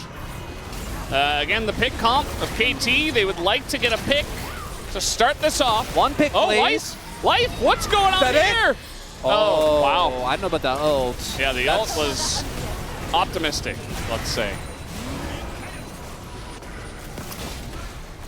That's one of your big cooldowns. Uh-oh. And now the big burst, the big boom boom damage coming out of the way, but look at this Dudu, it's taking a huge amount of damage. Jin can kill tanks, and he does it there. It's not gonna hit anything else, but life might go down. He's gonna taxi over to the minions, but this is Viego we're talking about, not really getting away from him. And KT, they get a couple of picks. They didn't get one, they got 2. They doubled their kill score. It works, Valdez! The comp works! Just one kill, bro! Just one! Just one. Just one! They get the one kill, that's Voracious Otacon. That's Sandals as well. Wow. KT roster. So we take another look. What happens to Dudu here? I think it's just the scatter. Yeah, gets hit by the stun from Cuz, then gets hit by the scatter as well. Never after that, doesn't get to W, doesn't get to ult, doesn't get to flash. And the Cassante can't die as the first member because the rest of the team immediately has to cede all space. And also it means that Cuz has access to an actual tank. And his resets pop up. And now, this is a 2-minute period in which DN Freaks are not going to be able to contest. I do want to highlight, with Wei and the Caitlyn, like this is still not enough by itself. Because the wave clear is so good. Getting caught would definitely do it though. Oh, life! It's going to flash out. There's the Mikhails as well. I mean, they have a lot of ways to get out of the engage of DNF. Really, the Cassante is the biggest problem. We saw what happened to him in the last fight. Dudu doesn't, he doesn't remember what happened in the last fight. He's going to continue running at them.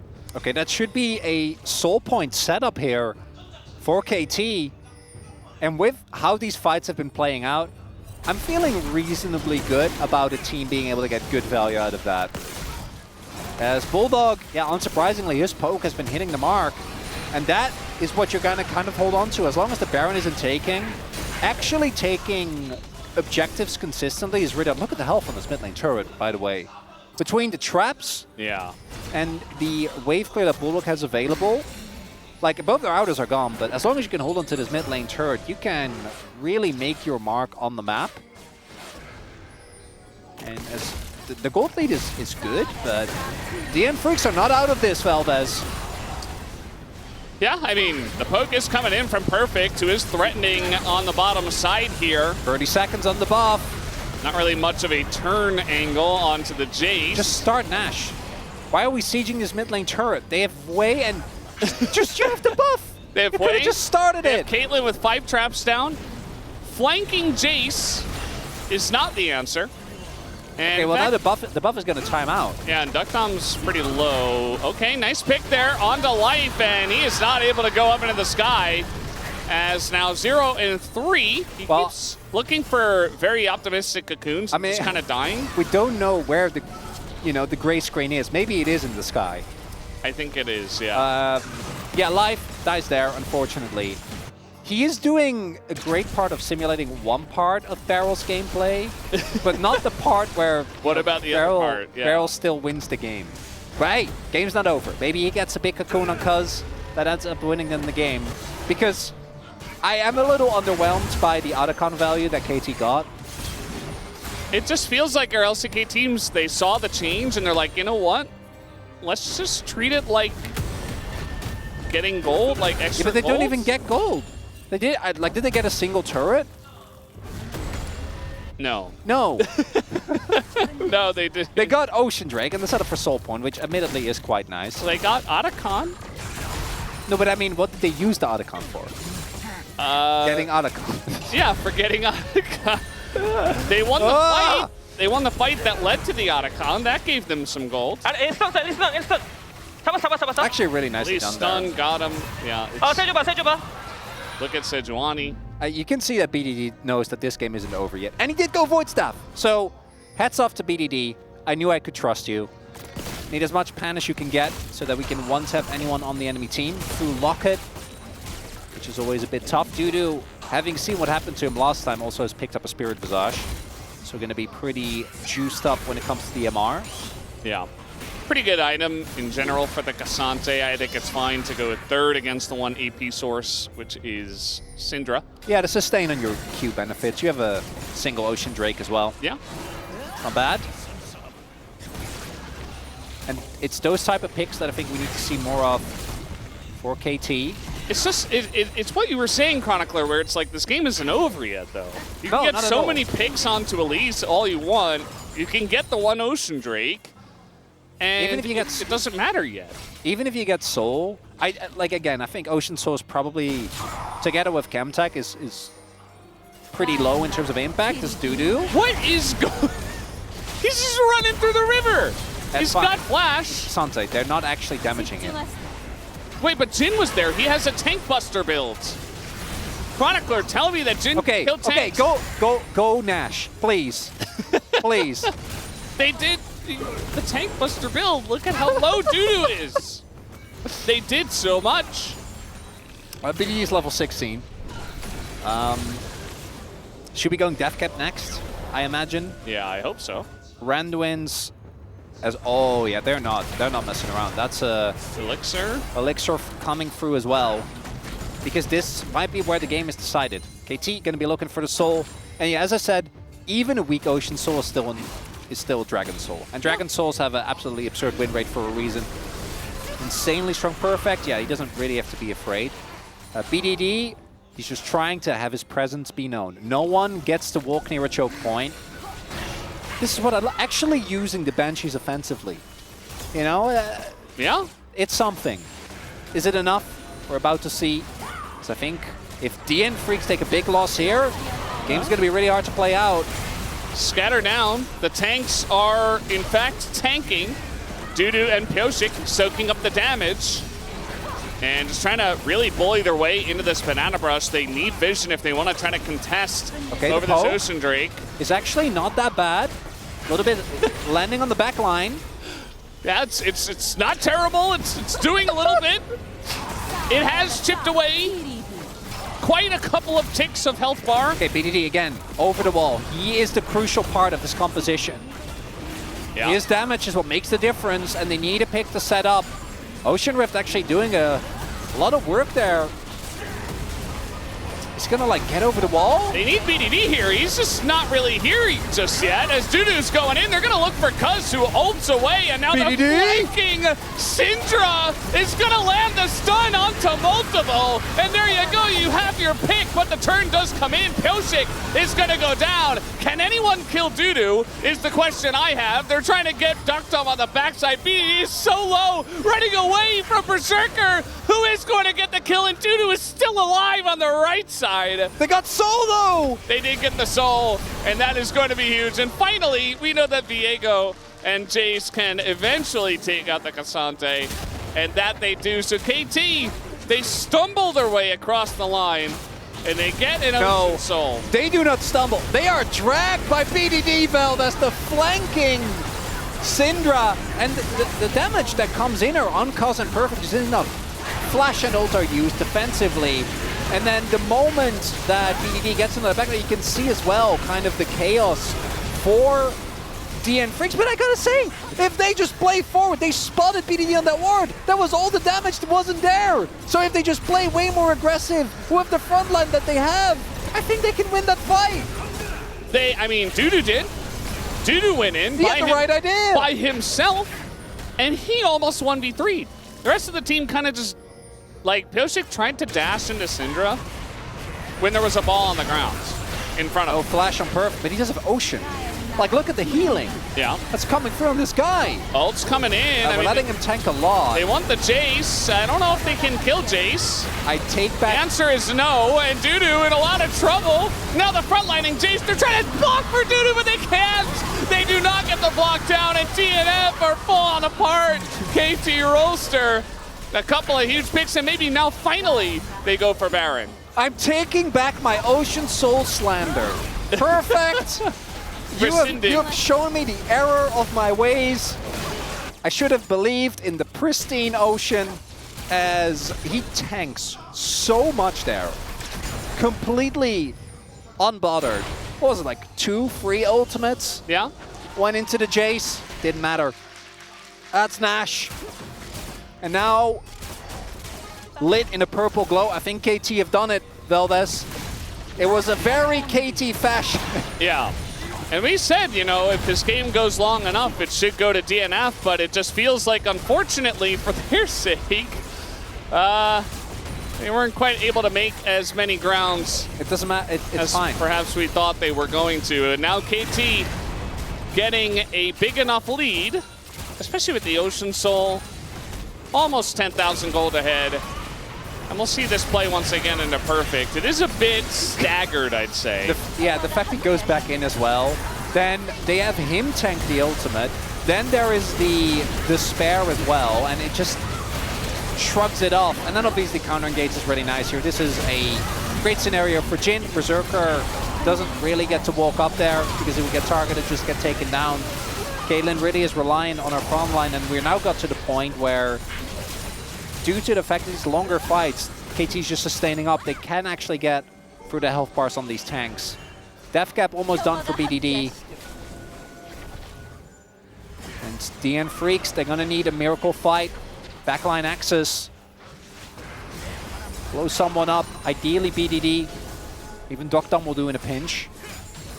But gonna be hard in the kills. Redemption, heal, all available. All right, stun. Onto Viego, Root comes down.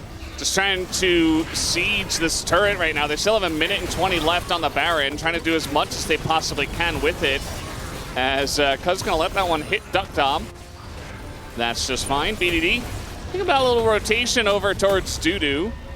This 1v1 will never end. But yeah, just trying to siege, trying to get as much value as you can. Might just end up being a little Elder flip moment in this game if KT can't get enough with this Baron. That is a good way back in, actually. Pioshik stealing an Elder buff. That could do it. Yeah. Shouldn't get the opportunity, though, because this is the scenario that we talked about. This come from KT. If you are behind, or if you are ahead, rather, if the enemy is behind, don't have any map control, playing the game going to be very tough as life. Still hasn't found the cocoon to get them back in. Yeah, no cocoon. Not too much hope left for them. But again, no inhibitor turrets go down. Like, not even the turrets themselves. Elder flip? I mean, the series does feel very challengers, baby. You know? Okay, but I do now think, like KT, they're going to have death cap. It's a 10k gold deficit. They should. Just be able to bully them away. Always be able to bully them away. BD actually doesn't have his death cap yet. Do see the pod also bought for Duckdom. Perfect now has both Thornmail and Randuin's. I'm gonna check the damage numbers after. That's Thank You Production. 800 gold still left for BDD, so might actually be tough to hit it. We'll have TP available though, so might be able to TP back in. Well, he's gonna go very deep for that kill. I don't know about that one, cuz. And now no reset comes in. Duck down, no, the flash! Fourth shot, just like that, to the face. And now with Berserker gone, you don't have enough damage. Bulldog is being bullied away. It looks like KT finally did it. We're not gonna have any Elder Flips, no challengers here. It's just straight up LCK Cup. KT Rolster, looks like they have finally done it, as they will look to push to end right down the middle of the map. And it's so KT to still be like, are they really gonna do it? Are they really gonna win? Is it enough? I don't know. I think it's enough at this point, as we're gonna get some shots on in. Hopping over, he's gonna flash away. Safe to say the Elise from life. Maybe we don't get to see it again here at the LCK Cup. If they do make it into play-ins, we'll have to wait and see on that one as well. KT Rolster take the victory off of the backs of a very interesting pick comp that they forced to work with some fun engages and vision denial. And DN Freaks were not quite up to the challenge on this one. See the handshake.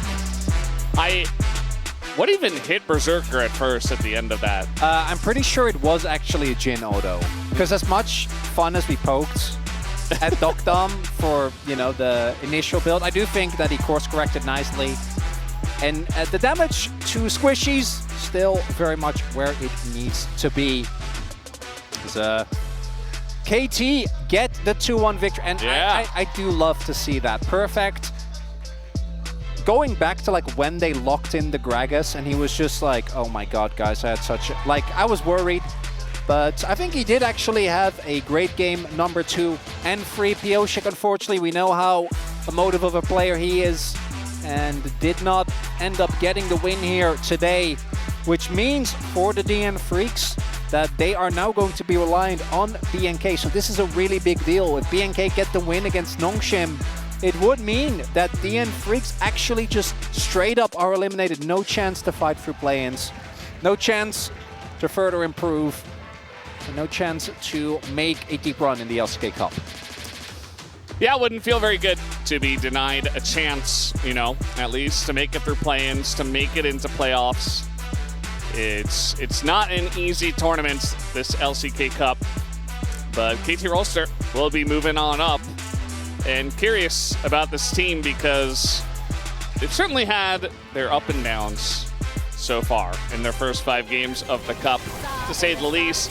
Starting off with this dive, which wasn't clean, but as you mentioned, you know, you get first blood on your Viego, deny some experience from Dudu, and this is the moment where mind control them to face check the brush. Yeah, DN Freaks is going to go back to this moment because this feels like it really sets up a lot of what happens later on. Like specifically just a little bit of extra gold into these reset champions. Moments like this, where KT fans, I imagine, were absolutely terrified, and justly so. Because this was not a clean game, and this was the breaking point, where BDD finds the big scatter on his Syndra, one of his... And we keep going back to like BDD's iconic champions because he's been playing for so long, he has so many, but his Syndra is definitely up there. His scatters were the difference maker for me. And then once those resets come through, we do see Cuz be able to have an absolutely immense impact on one of his most comfortable champions in that Viego. And this is another moment, I still think they could have done it. If they just push aggressively forward here and don't relent. It's hard though, because up until that point they don't know where BDD is. We have perfect vision, they do not. And I think the DN Freaks in that moment, that maybe was the one out. They didn't quite find it. So I want to, again, see what happens. I think it is just, yeah, that was one Dokdom auto. Yeah. Because that was a little bit dangerous for him, but you could see the shields coming in, and then Dokdom eventually just flashed auto. It might even be that the vision there was also because the ult came through, because there wasn't any awards, or it was someone just around the bend there. Not really sure. But the moment that Caitlyn's gone, KT knows that the game is done. Really big win for them here, ensuring that they stay ahead of Nongshim and giving the opportunity to catch up with DRX. Yeah, and we'll see how that all ends up. We will find out in the last 3 days of the LCK Cup, including today and the next couple of days. There wasn't ever really a time, actually, if you look at the gold graph, where DNF had any much of a gold lead. None, actually. That doesn't happen often. It's just 0. Yeah, you know what? Like there was a little piece of dust on the monitor I thought was like a tiny little lump there, but no. And does this surprise you at all? BDD does pick up the player of the match. Yeah, I voted BDD, which should come as a no-brainer. Who else do you vote for? Well, that's my question. I don't know. I'm not sure. Ji-Sung said the Eiffel something. Oh, Eiffel 65. Could have voted for them. Yeah, I actually didn't see the angle for that one. That's on me. I think this is 11 out of 11, I would imagine. But guys, we do have the interview, and we will see, indeed. Let's jump over to the interview right now and find out what BDD has to say after this big win. 2025 LCK Cup 21번째. Thank you very much, guys. This is Steer for the LCK Cup POM interview translation, joined by BDD on the side of KT Rolster. Hello, BDD. Hello. You know, we talked to you right before the holiday for that POM interview, and you got another one again today. And it was a must-win series today, and you closed it out pretty well, despite it being an intense match. How do you feel? You know, I think we were able to have a good break and also a good opportunity to actually be able to refine our performance. So it was great. It was a good win. So what were you trying to attempt to do during the draft in games 2 and 3 after all the target ban mid? I think we were just trying to go over all the available options, and I think we were able to optimize our picks in the end. And in Game 3, we got one of your classic picks, Syndra. So how did it play out for you? You know, I ended up playing Syndra just based on the enemy comp, and I think it just ended up working out because the enemy comp didn't really have anyone that was too tanky. And so Showmaker also happens to like Syndra, so would you like to sell out to encourage her use on stage? You know, to be honest, she's not that good. How would you rate your own performance today? No, I didn't think I made too many mistakes, particularly, so I think it was not bad. And it looks like every time KT wins, you get nominated to be the POM. So we actually prepared a few comments by the analysts and the commentators. So let's go over those. It looks like Coco said, I want to be BDD's Azir soldiers. And Helios also said, how much more can he offer? There's also Cloud Templar who said, where's my diaper? Oh yeah, I thought Cloud Templar's comment was the funniest. So now you have secured a spot in the play-ins so far. So what will you work on improving until then? First of all, there are so many good teams, so I feel like with our performance today, I don't think we'll be able to win against stronger teams, so I think we all have a lot to work on.